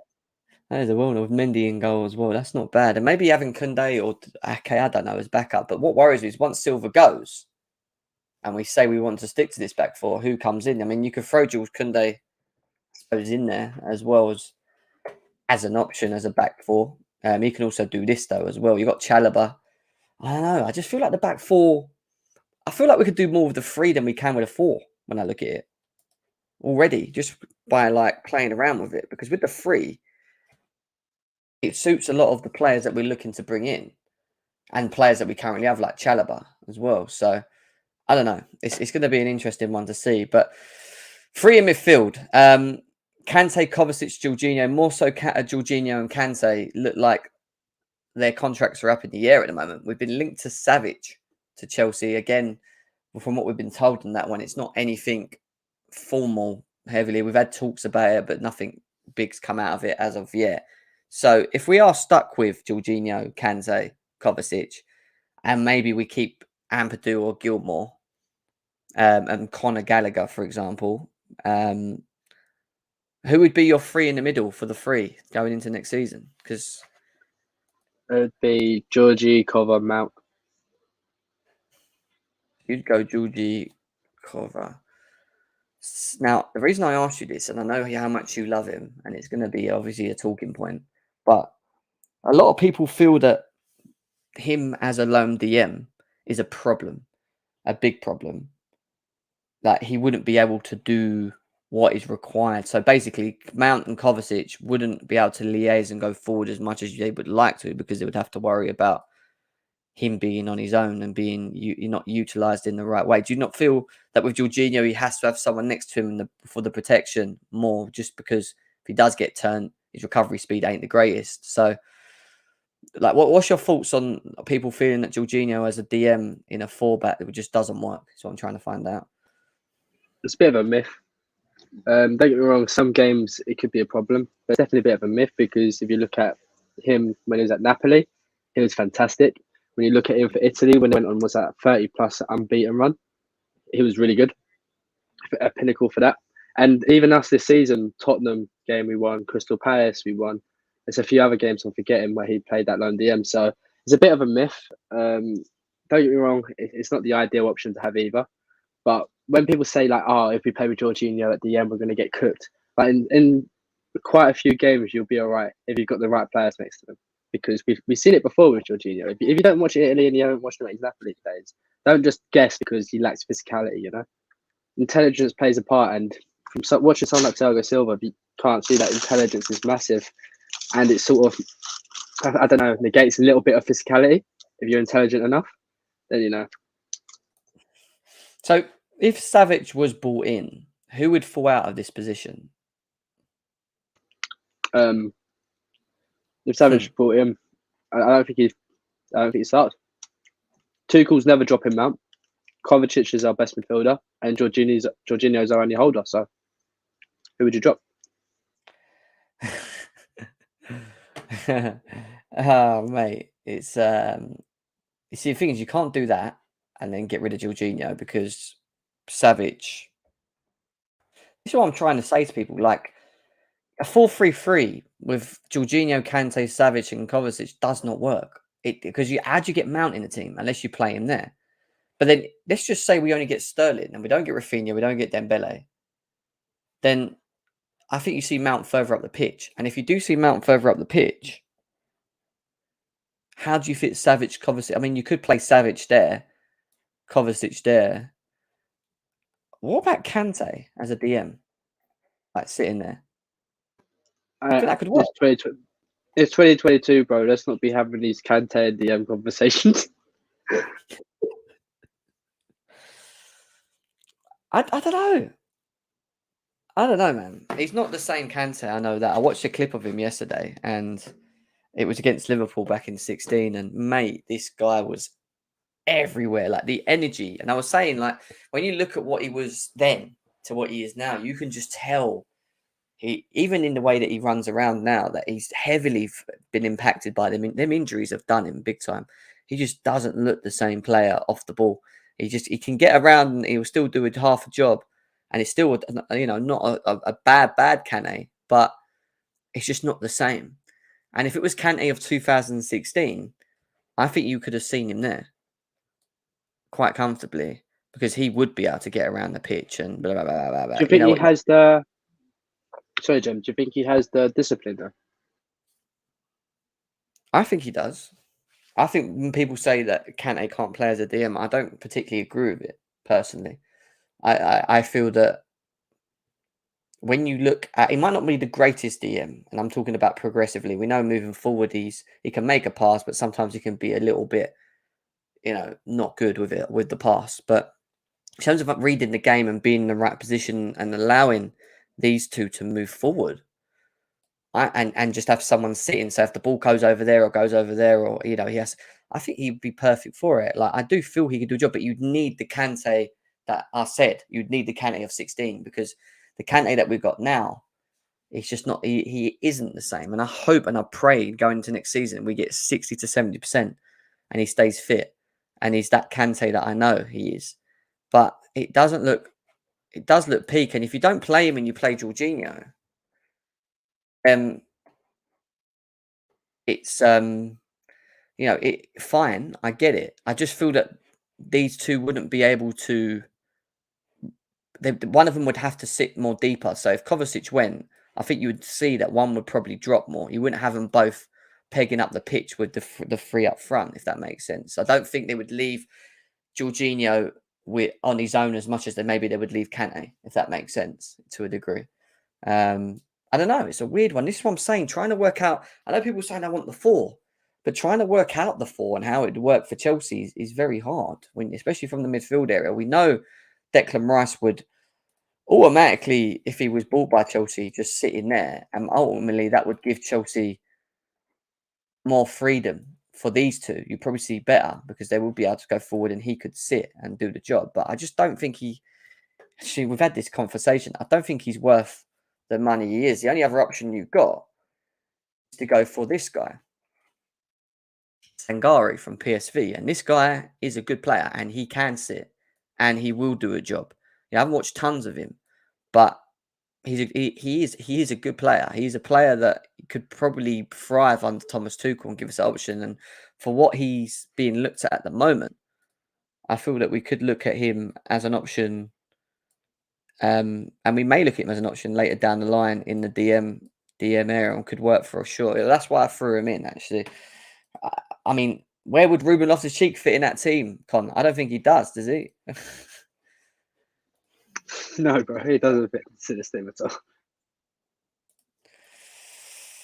The thing is, I actually think he's more of an 8, Ruben. Like that is his natural position. 8, maybe even like a /10, just playing off behind. But playing him in a 6 just never works. I know he's heavily dependent on his back 5. Some people saying they want him, they don't want him, etc., etc. But we move because we haven't been linked to him. So I'm going to throw in Jorginho. at the moment. When it goes to the forward line, if we only get Sterling, we only really have one option, don't we? Which is to do this. Then my question to you, Con, is how do you get Gallagher in this team? How do you get Pulisic in this team? How do you get a potential Timo Werner in this team? How does any of them players suit the four? That's what I'm trying to say. Not gonna lie to you, bro. I'm not trying to get Timo Werner into this football team. What I would do though is I would drop Mount into midfield. I'd move Sterling onto the right, and I'd put Pulisic on the left. So you would get rid of So basically, Savić would be gone then, yeah. Hmm. And then you'd play him just behind, like in there, and then have who would you have in there? Pulisic, did you say? Pulisic, yeah. Look, that's the 4-3-3. Some people saying like Liam Town used to say that he could potentially look at a 4-4-2, which I need to have a look at this formation because I don't get how we would play this, how it would work. I genuinely don't know how it would work. So you can still have the same back four, and you'd have Jorginho and Kovacic, Sterling off the left. So he's saying Sterling would play more centrally. So you'd have Pulisic off the left. Mount wouldn't be able to play there though, would he? Like Mount would not benefit from a 4-4-2 one bit. It wouldn't work. No. That's why Do you get they what I'm wanted trying to do? Rafinha. I'm trying to suss out how these formations work that we're being linked to, unless we buy players that we're not aware of that suit the system. But then you're taking players out that we wouldn't expect to be taken out. It just don't make sense to me. Could you play Sterling there? Nah, don't work for me. I don't know. The four just doesn't work. When I look at the four, ultimately, I don't think it works. Like you go to this and you put him there, and then you throw him. I'm going to throw Kunde in because I have to, innit? This is just my got to do it. You go for a three at the back, and then you go Ligt, Silva, Kunde, and James Chilwell as your wing backs. Sterling up front, Havertz. Say we don't get another forward, you could still play Sterling, Havertz, and Mount. But ultimately, do we still have the problem in front of goal? Now, Sterling would be bought in theory of a replacement of Lukaku to maybe score goals. The issue is, playing the four, you need to have inside forwards. And even in the three, we need to have inside forwards that score goals. I don't think Mount is that. But like you said, I don't feel that he will drop him. So even if we did get someone like Rafinha, would he sit there or would we do that with Rafinha? Because that's ideally the way that Tuchel, I think, would look at this. And then you just play, say we didn't get Dembele, you just play Mount there. Or you play Sterling, you play Sterling that side and you play Mount that side. I think that looks quite good. What do you think of that? If Rafinha stays. Sorry, I was eating at the same time. That's right, I mate. like No that. worries. I like that. I know people will be like, "Oh, I don't want to pay Rafinha at right wing back," but I think he has all the ability to play there. To be honest. Yeah, some people feel that he can't. Some people feel that he should be more of a forward. The only problem I have with the Rafinha playing as a wing back is defensive duties. Like I've seen him get back for Leeds and work hard, and we've seen it. I just think you get a better Rafinha if he's further up the pitch. So even if you had him there and you had Sterling there, and that would be quite good. Them three, you don't get Mount in the team. There's another player you could put into this team as well. David I'm baffled, Ornstein mate. saying. David Ornstein just tweeted saying Chelsea considering Cristiano Ronaldo. No, don't do this to me. Does that actually come from David Ornstein as well? He's been so on point this summer as well. Yeah, Shit. David Ornstein, bro. Shit. He's not even joking as well. Exclusive. Chelsea are considering Cristiano Ronaldo move. Man United currently saying not for sale, but seriously monitoring and not ruling out. Mendes talks continue with Bowley and Egbali intrigued by the idea. Tuchel admires a 37-year-old, but unclear if he would approve. That last line is why no, because this is Bowley here. It's unclear whether Tuchel would approve. What happened to Bowley getting what Tuchel wanted? That's not getting what Tuchel wanted. If you're unclear if you approve it or not, why are you intrigued by the idea, Bowley? You're not a football man. No disrespect, you're a baseball guy. Like, just because Ronaldo, that you see the stats, you see the trophies won, it doesn't correlate to him doing well at Chelsea Football Club. So, Bowley, I beg, keep out of it. Like, don't try to go for players for your own. Because that's what it seems like. Why would it say unclear if Tuchel would approve? Clearly not something Tuchel's asked for, is it? I don't think Tuchel wants him. And if Bowley signs him, it's like what you said there. They're basically going to go for the big name. It's the name thing. It's the thing of it's Cristiano Ronaldo. He's one of the biggest names, or the biggest name in football. His name rings across America and whatever. It's like David Beckham back in the day. Same thing. As soon as they hear that name, it's like, oh, people will like him. He's one of the biggest names in football. But I don't think specifically how he would fit in. And I've got the article here, actually. I just opened it up just to read more about what Ornstein was saying on this. Because he's brought this out. And that worries me, because when he brings things out, especially this season, he's been pretty much on point. Chelsea are considering a move for Cristiano Ronaldo amidst the forward informing Man United. He wants to leave the club this summer if a suitable offer arrives. Basically, if Chelsea put an offer in that suits Man United and Ronaldo, he's going. And they ain't stopping him. United currently insist Ronaldo is not for sale and have reiterated that he is contracted until 2023. But this 37-year-old has made it clear his desire to depart and not return for pre-season training, which we've been told was for family reasons. The Athletic revealed last month the new Chelsea co-owner Dembele held a recent meeting with Ronaldo's agent Jorge Mendes, where a switch to Chelsea was among the subjects they discussed. It is believed conversations between the pair have since continued, with Bowley and his fellow director Begdad Egbali thought to be intrigued by the concept of recruiting such an iconic figure. And there you go. There's the word iconic figure. They're thinking of branding and marketing. That is literally it. They're not thinking about Tuchel right now. They're just thinking about how can they grow the name across football. Makes them more money. Why not buy Ronaldo? Every player and every fan, Chelsea fan and fan across the world is going to buy a Chelsea kit with Ronaldo's name on it. That is it. That's what they're looking at right now. There will be numerous factors for Chelsea to consider if the idea becomes a genuine possibility. And although finances are not a likely impediment, the wishes of boss Thomas Tuchel would be key.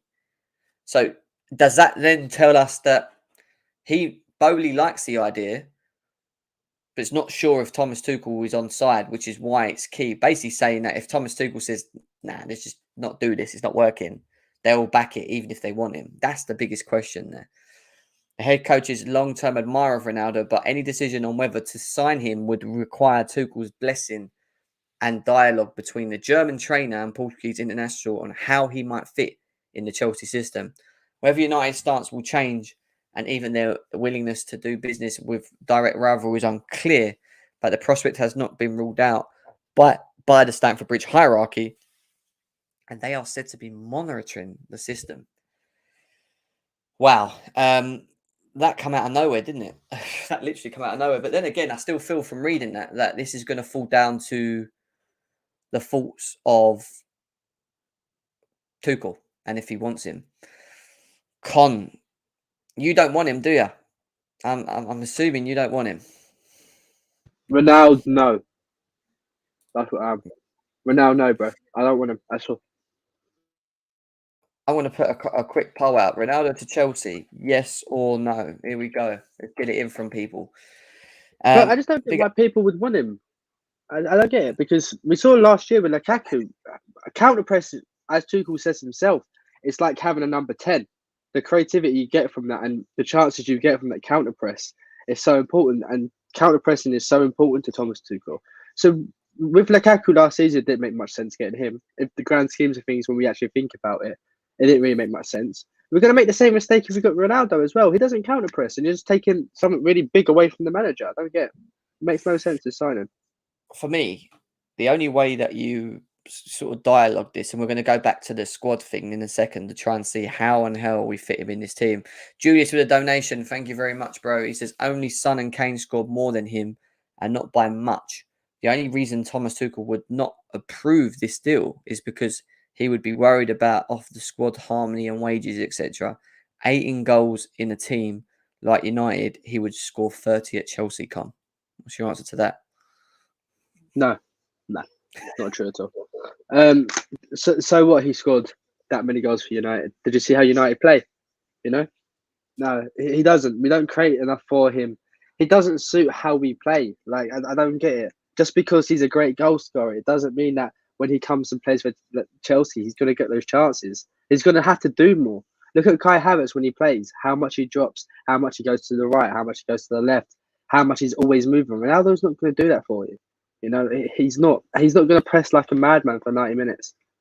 It just doesn't fit the mold of what Tuchel's trying to do. And one thing for me, system over any player. You know, system prioritizes anything else. System over player for me. Have we not learnt from the Romelu Lukaku thing? Because we brought in a player that did not suit the system, was a goal scorer, and just didn't ultimately take off. I'm not saying Ronaldo would come to Chelsea and do the same thing, but look, it's a tough one because for me, it's understanding how he fits in. He will score a bag of goals at Chelsea. He will. I think he would do that because we will create for him. Ultimately, it goes back to what Con said, though. How does he fit the system? Does the system benefit from him? Do we end up playing with 10 men? Do we suffer in the bigger games? I think we would suffer in the bigger games because I don't think he's pressing. I don't think his movement. I don't think any of that is of that level. The only thing that I would say that is very good with someone like Cristiano Ronaldo is that when he's in the box and you find him, 9 times out of 10, it's going in the back of the net. That's just him. You know, he's a finisher. He's an elite finisher. And he would score goals for Chelsea. He would. I think he would. I'm just not sure that the system benefits by having him in it, which means that in a low block game, or we play against a team with a low block where we're whipping balls in and Ronaldo's in the box, maybe that works. Because in hindsight, his movement is very good and he will get on the end of things. When it comes to playing countering football and getting up the pitch and pressing, I'm just not too sure with it. So I'm really stuck in between. I'm more saying no to this than I'm saying yes. But I'm still very stuck into how he fits in, and we're going to talk about that in a second. Big up to Carefree Lewis in the house. 300 likes or Lukaku returns. That's what he's put as well. Sosa D commented with a donation saying, "Don't want to hear that Sue BS at Stamford." Can you imagine that in a Chelsea shirt? Sue! Oh, man. I'm not trying to hear that, bro. I can't lie. I'm not trying to hear that at all. That's the thing. Like, I get what Todd Bowley might think he's like this big figure, right? But I would never buy a Chelsea top with Ronaldo on the back. Like, there's no chance in hell I'm ever doing it. And I'm pretty sure there's quite a few fans thinking along that lines too. Like, but Brandon is right, but he's a United legend, man. I don't want a United legend at Chelsea. And he doesn't even fit either. That's the thing. It's not like he would fit us perfectly. Like, the fact that we have to sit here and really think about, how, like we saw last season, Tuchel is not going to change how he plays for anyone. We saw that with Lukaku. He did not change it. So he's not going to change it for Ronaldo either. And then it's going to be the same thing we experienced last season. Everyone's going to be annoyed calling for Tuchel's head. I don't want this guy, man. Yeah. Don't want to hear that, Sue, is what we've just gone through just now. Cat Critic said it's a tough one. Can Tuchel turn down Ronaldo? Really? Doesn't that put him under tremendous pressure? What, turning down Ronaldo? Why, Couch? Why would you say that? Him turning down Ronaldo is massive pressure. Not too sure now. And what if it's only for a year because we are running out of choices for a front three? What if it's to wait and see how Nkunku does this upcoming season and then pay 60 million buyout clause?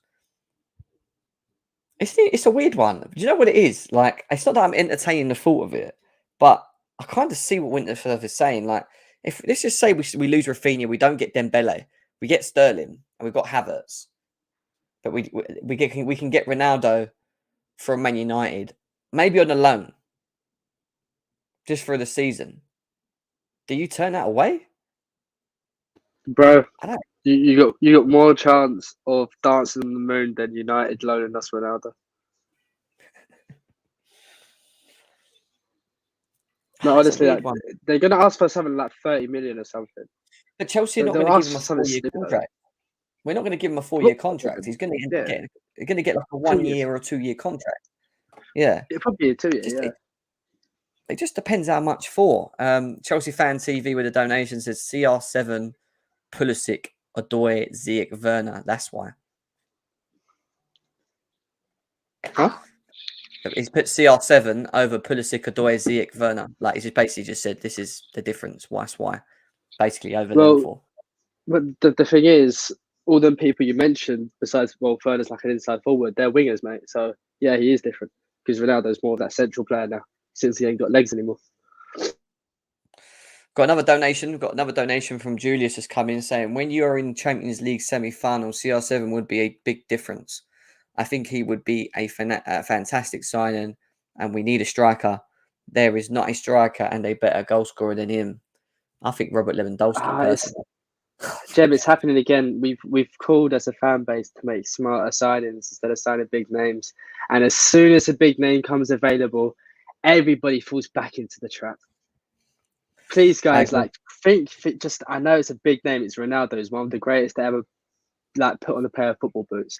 But as a fan base, we've acknowledged that spending stupid money on big names is not the best, going forward. Don't fall into the trap again. I agree. And it is a horrible trap. It's a trap that we should be slapping our wrist and realising that every time we make a big marquee signing, it don't work. But it does beg this question. And it might sound like I'm playing devil's advocate here. If we only get Sterling and we don't get anyone else and he is available for a year, is it worth entertaining in the terms of the creativity? And are we going to create enough for him? No Rafinha, no Dembele. Maybe not as much. Is Sterling and him a good fit together? Will Sterling create enough for him? I don't think Sterling's that type of player to create more than him getting on the end of things. It's a weird one. I just so up in the air with it all. It's I don't know. I agree with you. My mind is the way you see it, which is that we need to learn from our lessons. Let's not be stupid about this. We don't need him. Let's just concentrate on thinking. But it really depends on who we bring through the door, because bringing Sterling's cool, but we still need one other individual. Who is going to be that one other individual? We have to wait and see. Julius, big up to you, man. Nice to see you in the chat. That's the thing, Jim. If it's just Sterling, he's not really much of a creator. He's more of that goal scorer. I can understand people's thinking if it's Rafinha that was close to coming in, that creator coming in, and then I could see why people say Ronaldo. But who's providing for Sterling and Ronaldo, bro, in this team currently? I feel that that's it. Yeah, if we get Ronaldo, that is a big sign that we are sticking to the 3. There's no way in hell we're playing a 4 with Ronaldo up front. 100%. Why? Because Ben Chilwell and Reece James will be our creative sparks. We failed on Rafinha. We failed on Dembele. Our only creative elements of this system will fall again on Chilwell and Reece James. And that is the only way that we're going to be able to get the best out of Ronaldo in a 3, I think. If he turns down Ronaldo and we struggle to score goals, you don't think Bowley would raise an eyebrow.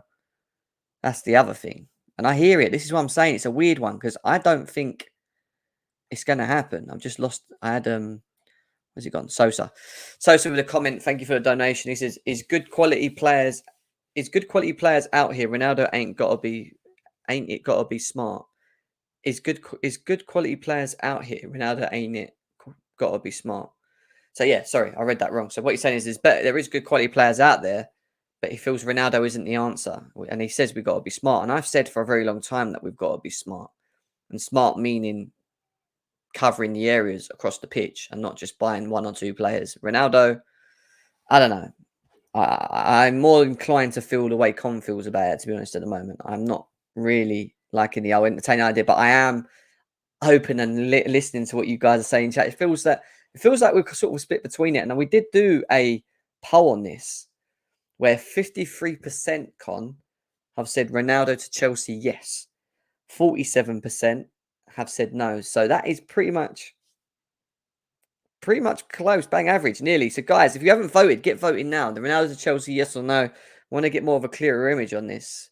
At the moment, if you don't mind, sorry, Gemma, that means to yeah, I'll go open up, the channels you're on, And if you said yes to Ronaldo, just for me, because I'm someone who's totally against it, so if someone wants to write a bit of an explanation, so I can read as me and Jem are talking, just to why you'd want him and what's the upside of him, I'm more than down to hear it. I'm down to hear the other side, but for me, yeah.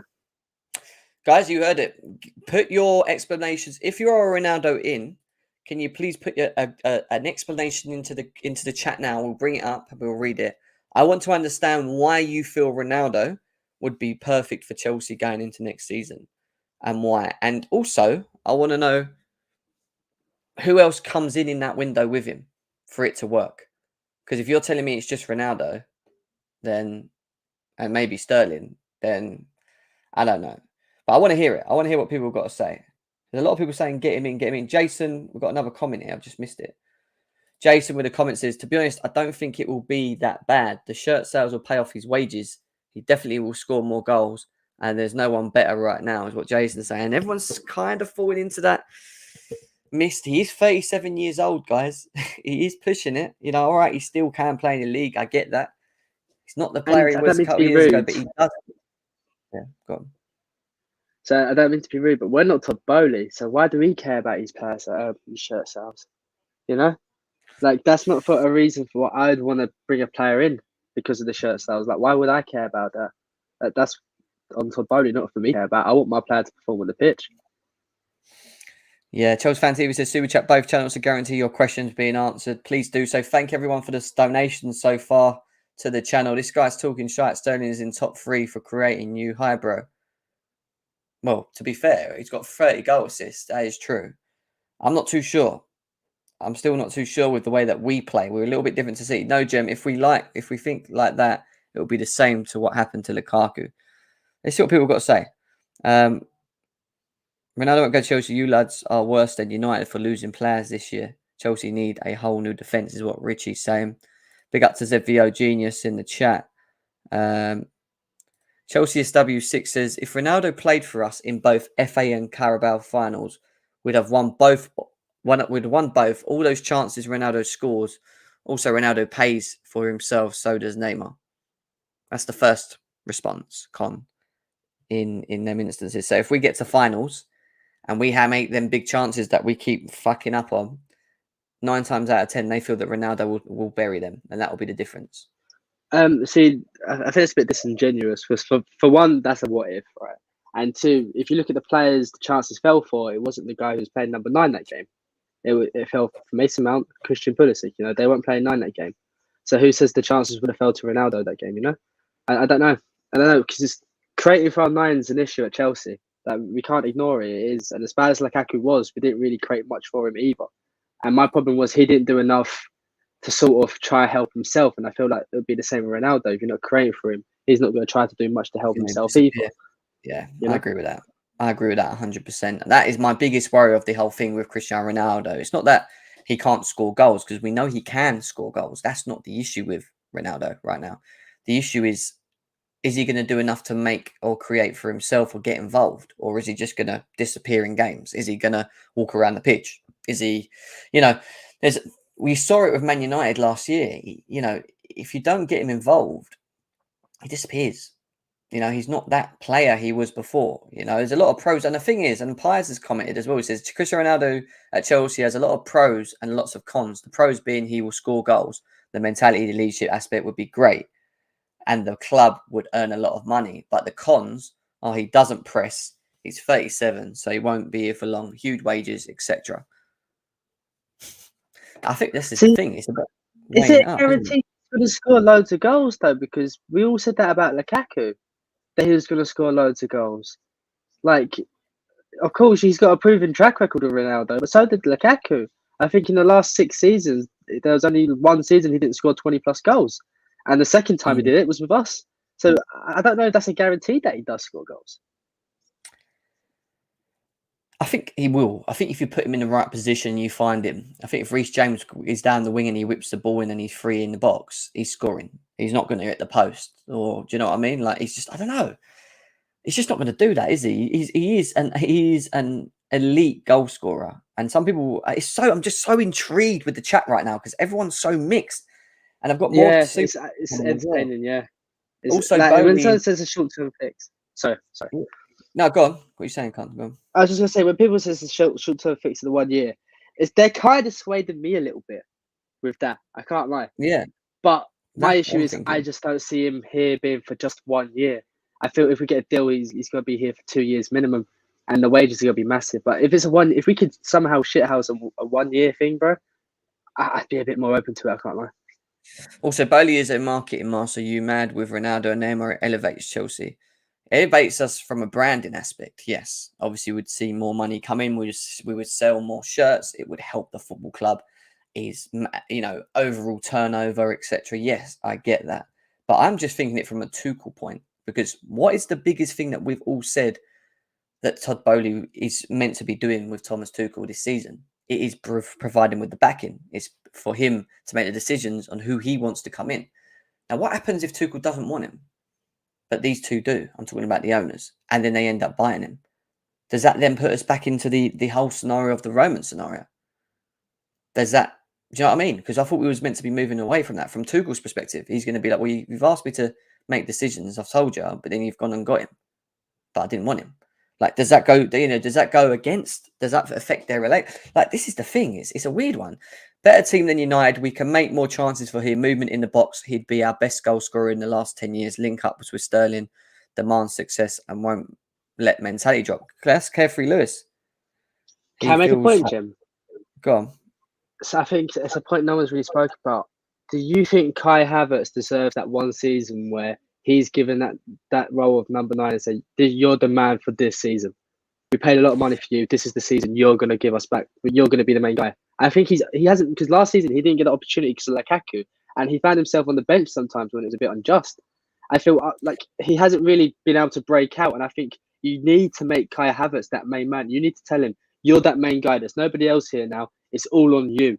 You have to perform for us." I think we need that from Kai Havertz. I feel like if you get Ronaldo in, you're kind of not really backing Havertz again. I feel he needs that one season where he's fully backed as that guy. I think it depends on what you see Kai Havertz as, because I agree with you. I feel we should give the boy a chance. You spent 75 million on this boy. Yeah, and let's be serious. A lot of people are not giving him a lot, more time at moving forward now. It's at a point now where people are saying, right, he's got to kick on now. He's got to be more consistent. He's got to do this, got to do that. To do that, he needs to be given the time to play. But it just depends on what you see and where you see Kai Havertz in this Chelsea team. Does he lead the line? Do you feel like we should give him the chance to lead the line? Or do you feel that he needs to be dropped off as maybe like a 10 playing off the side, whatever? It depends on what you see him as. For me, I feel we need to give him a chance. I feel that we should be giving him a chance. But yeah, we have to see. By the way, I don't want Ronaldo to join us. I'm just thinking what other options we have out there. If both Dembele and Rafinha don't join us, I cannot think of what others we'd look at and be linked to. True, that's true, because they've not really told us anything else. He is going live. We'll be finishing off very shortly as well, so you can go and check out Lewis after this. We've got a super chat from M Evolution 2022. Thank you for the donation. He says, "I appreciate that he's a big name, but our recent big signings up top have been over 50 mil. We could get Ronaldo for much cheaper, and the club would earn a ton of money purely buying him as well." I think it does fall down to the ultimately, what are you getting for? If you are going to get him, what can you buy? What is that price tag for him to be sold from Man United? And what sort of wage demand can you agree for him? Because you're telling me he wants a 450k a week stupid wage at 37 years old, then I'm telling him to fuck off. And the player he is, Mendes as his man. Apparently Mendes and Bowley have a good relationship anyway, from what we've been told. I just feel that's taking the piss. He would have to take a bit of a cut, personally, if he really wants to leave Man United, which is very weird for me, reading, to be honest, because I never thought he'd play for anyone else other than Man United. It's a weird one. Clutch says, "I've seen Ronaldo miss some sitters last season, but he won't work for our system. I'm sorry, amazing player. Ronaldo would work on the pitch and off the pitch. Players can learn from his work rate." See what I mean? Everyone's like, "I'll pay CR7's flight to London. A1 over these bummy attackers." Screaming Sue. See, the thing is, when I saw that comment, bro, about like the Dembele and Rafinha, but how is Ronaldo that answer to the right wing creator? Like, that's not an answer to the right, like, getting the right winger creator. Like, it's not. it's not an answer. And then if we're going Lewis to get rid of says Havertz CS is a as well, meaty that's mate. another creative. Yeah. He's saying Havertz is a meaty number 9, play him as a 10 or don't play him at all. I don't think you can do that. He's not a creative player though, Havertz though. So why would you play him as a 10? If you I go don't for more of a second striker thing, fairs, but as a 10, I don't see Kai working. Kai got plenty of chances at a number 9 role. I don't think. I mean, he had chances throughout the season, but I wouldn't say And he how many played. times were Chelsea fans, bro, were saying we play better when Kai Havertz is there? I know. Because people There forget, is- people praise them a lot too. They did praise him a lot.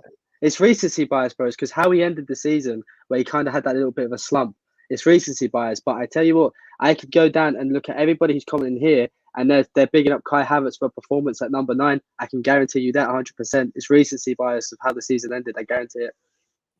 Ronaldo will not join Chelsea as he doesn't want to stop the development of Havertz and Mount. That ain't true, is it? Ronaldo or Havertz, easy choice is what we've got here. See what else? He ain't a goal scorer either. He's finishing his like Cho. What, Havertz? No, it ain't. That's taking the piss. See, this is where your agenda comes out. That's nonsense. He's finishing is not a Cho. Cho scored 4 goals in fucking 72 Premier League games. Let's not do that. Let's not do that. This is where it gets annoying. I know what Lewis is doing. Right, I am going to finish off in a second, but people will tell me check Absolute Chelsea. What's happened with Absolute Chelsea now? What have they done? Let's have a quick look. Cristiano is willing to take considerable pay cut to join a cut. Well, okay, let's go to this then. Okay, so here's another little bit of news for you guys on the Ronaldo saga, which seems to be heating up. Miguel Delaney from Chief Football Underwriter at Independent, so quite a solid paper saying Cristiano Ronaldo is willing to take a considerable pay cut in order to join a UCL challenger. Chelsea, Bayern Munich, and PSG among preferred options. Wow. So he's willing to take a pay cut. How much of a pay cut is he willing to take? And how much are Man United going to sell him for? Is my next question on that one. This is getting crazy. I suppose, Jim, let's say if it was like a 20 mil fee, he takes like a big wage cut, and like someone said, his marketing will pay for a lot of that salary, right? And it's here for a short-term option. He's not taking up too much of our budget with that 20 million. Let's be real. The wages, a lot of that will be covered by him, but obviously the club still has to pay out a lot. You can still probably get your Sterling and Rafinha as well. You might be able to. It really does come down to the type of deal it comes to, I think. I think that's what it is. The type of deal. If it's a very cheap transfer like price to pay, the wages ain't that much of a problem, and we still have loads of money to focus on centre backs and wingers, and maybe even a DM and wing back cover, then I don't think it's as bad. I think it really is deal dependent. Really is deal dependent. It's not recency bias, but he's almost played number 9 when Lukaku first got injured. He was not good then. We only got through the. I don't believe that. I'm sorry. I wouldn't say he was not good when he was asked to play in number 9. He went through a part of the season where we become reliant on him. I remember the goal against, was it Newcastle at home, where he brought it down in the 90th minute and bang, bottom corner. You know, he went through a decent spell, run of form in that position. The issue with Kai Havertz, and it stands with him, is his consistency. You know, and can he improve? Of course he can. But people need to log in their head sometimes. This boy is young. He's a young player. Yeah, we're talking about a 37-year-old Ronaldo coming to the retirement side of things to a 20. How old is he now? Kai, 3, 4? I can't remember how old he is. Kai Havertz, like he is. You know, he will be given I think he will be given time, and the pressure is on.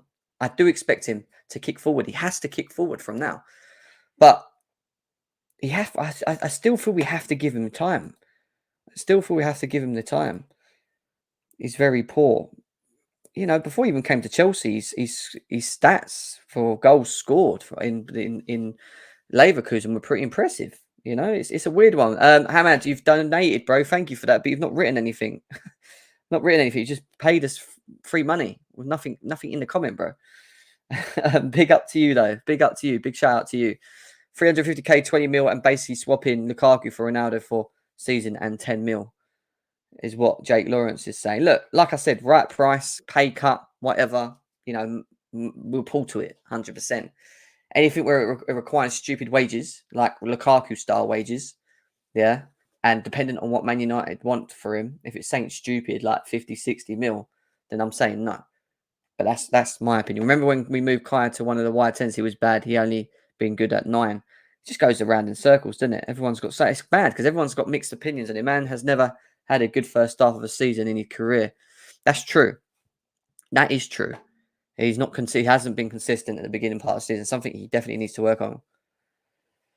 Yeah, but we can because we're not challenging for a title. I thought we've all come to this agreement that challenging for the Premier League isn't happening next season.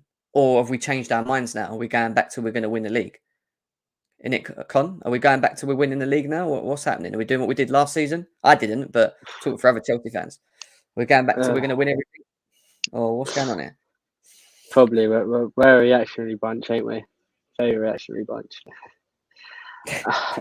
I'm not falling into the trap again, though. I'm not, because I was at a point where I was seriously considering we could, and then I got hit by reality and realising we ain't as good as I thought we was. And that's why I'm a bit skeptical about this Ronaldo thing, man. I feel like people are just getting caught up by the name. Make smarter signings. Oh, sorry. Yeah. No, go on, mate. Yeah, finish it off, actually, because I'm just about to find saying. I was just going to say, bro, make smarter signings, and then the first big name that pops up, everybody's on it like a rash. It makes me laugh a little bit, I can't lie. Yeah, I kind of tend to agree with you on this one, mate. So we had a comment here from Matt DeBono. I don't know who this guy is. I don't know who he is. I don't know who that is. He's the leader. He's the owner / leader of Absolute Chelsea and Sport Lad Bible. This guy. He's came out saying that my thoughts have a feeling this is another Georgie Mendes breathing. The first meeting between him and Todd Bowley was definitely him. And now convenient timing that after Ronaldo informs United he wants to go, Chelsea now consider a move. My thoughts, having a feeling that this is another Georgie Mendes briefing. The first meeting between him and Todd Bowley was definitely him. You're talking about Ronaldo, obviously. And now convenient timing that after Ronaldo informs United he wants to go. So he feels that potentially the meeting between Mendes and Bowley has triggered Ronaldo to want to move on. Is what he's saying, basically. Which is it's interesting stuff, man. It really is. There's so much going on, guys. But I do need to get out of here as well. We've got another donation. Werner wants you. Thank you for the donation. We have to say to ourselves, where is Pogba in this?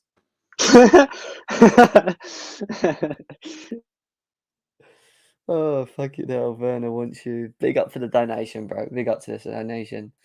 Exactly. We are not going to win the league this year. Ronaldo Neymar elevates the club to a different level. I don't think Neymar does. This Neymar thing, I can't make logic of it. I can't. It don't work for me, Neymar. The Ronaldo thing, if he takes a massive pay cut and we get him really cheap for a year or two and we don't sign any other players in the forward line, I'll listen. That's my answer to it, guys. That is literally it. Other than that, I don't think I can be pulled into that. I'm not falling into the trap of Kai. He's living off a UCL final goal. He needs to go through day one of the season. If not, then get rid. He's had 2 seasons and stagnated. Step up or step off. Some people feel not too happy with Kai Havertz, Con. Some people are not happy with Kai Havertz.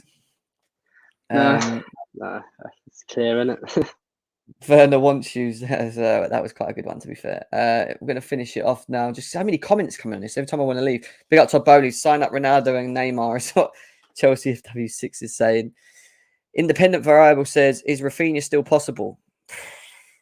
I don't know. We're still in that position. We're up in that boat. If we get Rafinha and we get Sterling, Con, let me ask you this. If we get Rafinha and Sterling comes and we get Ronaldo on a cheap, are you happy? What's that, bro? If we get Rafinha, Sterling, and then we end up managing to pick Ronaldo up as well for a cheap, say he cut as a big pay cut and we get him quite cheap from Man United, are you happy with that? Yeah. So you're not worried about the developments of the Kais and the Mounts and everyone else if we're buying these players then? Rafinha gives us that creativity on the right. I'd still want Kai playing a lot of minutes. I think Ronaldo's not playing every game of the season either. He had a few injuries last season with United. So I want, if it was me, bro, I want Kai trusted for a season because you pay a lot of money for him. It's time to see if he can be that guy or not, you know. But If that was presented to me, bro, I'm not turning it down because it would be good. It'd be good business. So someone said Ronaldo, Sterling, and Dembele for around 60 million is not terrible. Then you use 140 million to get Koundé and Ligt, and that's your 200 mil. 60 million for them three. What? No, they're saying if you get Ronaldo, Sterling, and Dembele for 60 mil, so Dembele would be free. Sterling's 50 odd mil. You ain't going to get Ronaldo for 10 mil. Ronaldo's going to be about 20, 30, 40 probably now, luck for him. But anyway. then the wages of Sterling will be around 300k. The wages of Ronaldo will probably be around the same, and Dembele won't be cheap wages either. So in reality, it sounds cheap, but on the wage bill, it's big. And on that note, guys, what a show. It's been a show where everything's just, I've not been able to really plan for it. It's just come at us and we've just gone at it and given our thoughts, and everyone in the chat's got involved. So many of you with different opinions, as always. Loved the show, to be honest, guys. Thanks every single one of you guys for being here. Still over 650 of you guys combined in here as well. Make sure we get both channels over. Well, let's get this over 300 likes on the Chelsea Fan TV side, guys. GNA side, let's get this over 200, please. We've only 17 likes away from that. So let's get that over 200. It's over 312 on GNA and 312, funny enough, on Chelsea Fan TV. So big up to every single one of you guys in here as well. Listen, go and check out Lewis on his channel. He's going live now at 3 o'clock as well. Yeah, thanks everyone for watching. As always, thank you, Jem and Con, is what Chelsea Fan TV is saying. Well, thank you as well to this show. And it's a growing show. I'm enjoying them. I'm enjoying doing not only on the GNA side, which I've always done, but also doing it on the Chelsea Fan TV side and getting different opinions from all of you guys as well. It's been really, really good. Con, any final words, mate? Jem, as always, it's a pleasure, mate. I love talking football with you. Like you said, because even if you don't agree on something, the conversation is just so nice and casual. And it was good with the chat as well. Like today, like the 10 reasons why it'd be good. I thought it was brilliant. I love just conversing with Chelsea fans and talking football. So thanks, bro. Appreciate it. I appreciate you coming on and giving us your time as always, mate. And I'm sure we'll have you back on once we start actually seeing some more developing news on the players that are brought in as well. Remember, guys, Ben Jacobs is with us on Thursday at 1 p.m. to go through all of the news. Hopefully we'll have some players signed and we'll be able to talk about players or whatever. I think stuff's going to happen in the next couple of days. Fingers crossed this time round. We'll have to see. But big up to every single one of you guys. Enjoy the rest of your day. Take care of yourselves and we'll be back very, very soon. Peace out, guys. Take care.